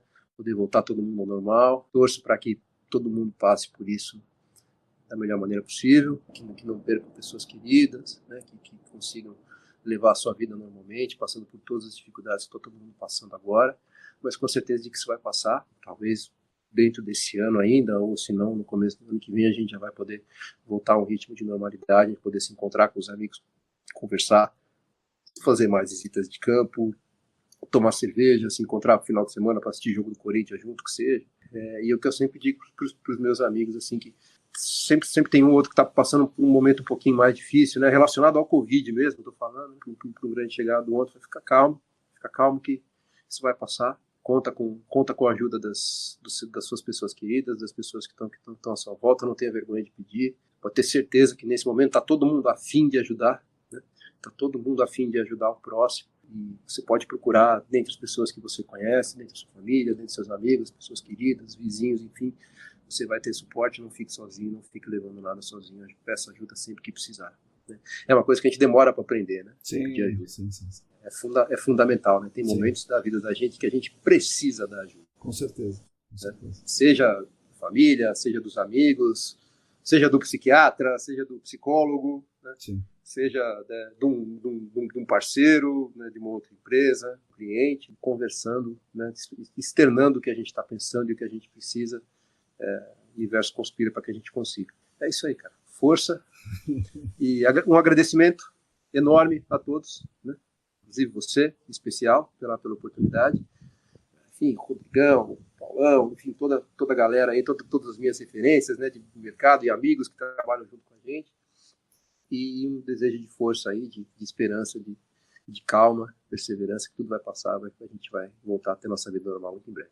Legal, Valtão. Pô, obrigado pela conversa, obrigado pelos ensinamentos e com certeza a galera vai gostar das histórias. Pô, legal, cara. Ensinamento nada, né? De divisão de conhecimento, sim, né, cara? Divisão de experiência, né? De muita besteira também no meio, com certeza, né? Mas foi muito legal, cara. Muito legal. Sim. Gostei bastante, Marcão. Tava até com frio, te confesso, tava até com friozinho na barriga no começo. Foi muito legal, muito legal. Pô, brigadão, Marcão. Obrigado mesmo, velho. Valeu, Valtão. Essas foram as palavras de Walter Leite. Mais uma vez, obrigado a todos e todas por me ouvirem. Obrigado, Valtão, pelas ótimas histórias, foram muito interessantes. Tenho certeza que os ouvintes e as ouvintes aprenderam muito. Vamos recapitular aqui algumas poucas coisinhas da nossa conversa. A Klockner, empresa citada pelo Valtão, deu origem à Geoclock e, posteriormente, à CSD Geoclock, depois novamente chamada de Geoclock, até que recentemente, há cerca de 4 ou 5 anos, ela foi adquirida pelo grupo EBP, que concluiu a mudança da marca da Geoclock para EBP Brasil, nome atual daquela empresa chamada CSD Geoclock que o Walter entrou em 1995. Como concorrente da CSD à época, ele citou a Enser, e a Enser já foi há alguns anos adquirida globalmente pela Aecon. Então, o que antigamente era Enser, hoje é Aecon. É interessante também ressaltar, além dos inúmeros temas técnicos que ele tratou, a fala dele sobre a curva do negócio. O início do negócio, qualquer negócio, né, ainda mais em áreas contaminadas, o início é bem pujante, até que encontra um ponto de estagnação. Nesse momento é importante tomar uma decisão, ir para cima, se reinventar, crescer, como eles fizeram, né, como o Walter fez na Fulgel, ou sair e procurar outros rumos. Isso é importante para todos os que estão ouvindo. Para quem é empreendedor, isso é direto, né? Isso é direto, você consegue visualizar esse problema, essa necessidade de reinvenção ou de sair e procurar um novo negócio para entrar, mas é importante também para o trabalhador, pensando na sua carreira. Se você ficar estagnado, você acaba sendo engolido pelo mercado, né? Assim. Enfim, é isso. Agradeço novamente ao Valtão pela força e agradeço demais aos 36 apoiadores e apoiadoras do canal, que possibilitam as minhas pesquisas semanais aqui no podcast e também na newsletter. Nós da ECD Training, junto com vocês, continuaremos lutando por um mundo melhor e mais justo para todas e todos e para as futuras gerações. Sigam a gente no YouTube, no Telegram, Facebook, Instagram, assinem a nossa newsletter e continuem conectados conosco. Somos agora em 303 assinantes da newsletter, 290 inscritos no canal do Telegram, 680 inscritos no canal do YouTube, 587 seguidoras e seguidores no Instagram e 36 colaboradores e colaboradoras no Apoia-se. Repetindo, se você quiser e se você puder contribuir financeiramente conosco, entre no site apoia.se/ecdambiental. A todos e todas vocês, muito obrigado e até a semana que vem.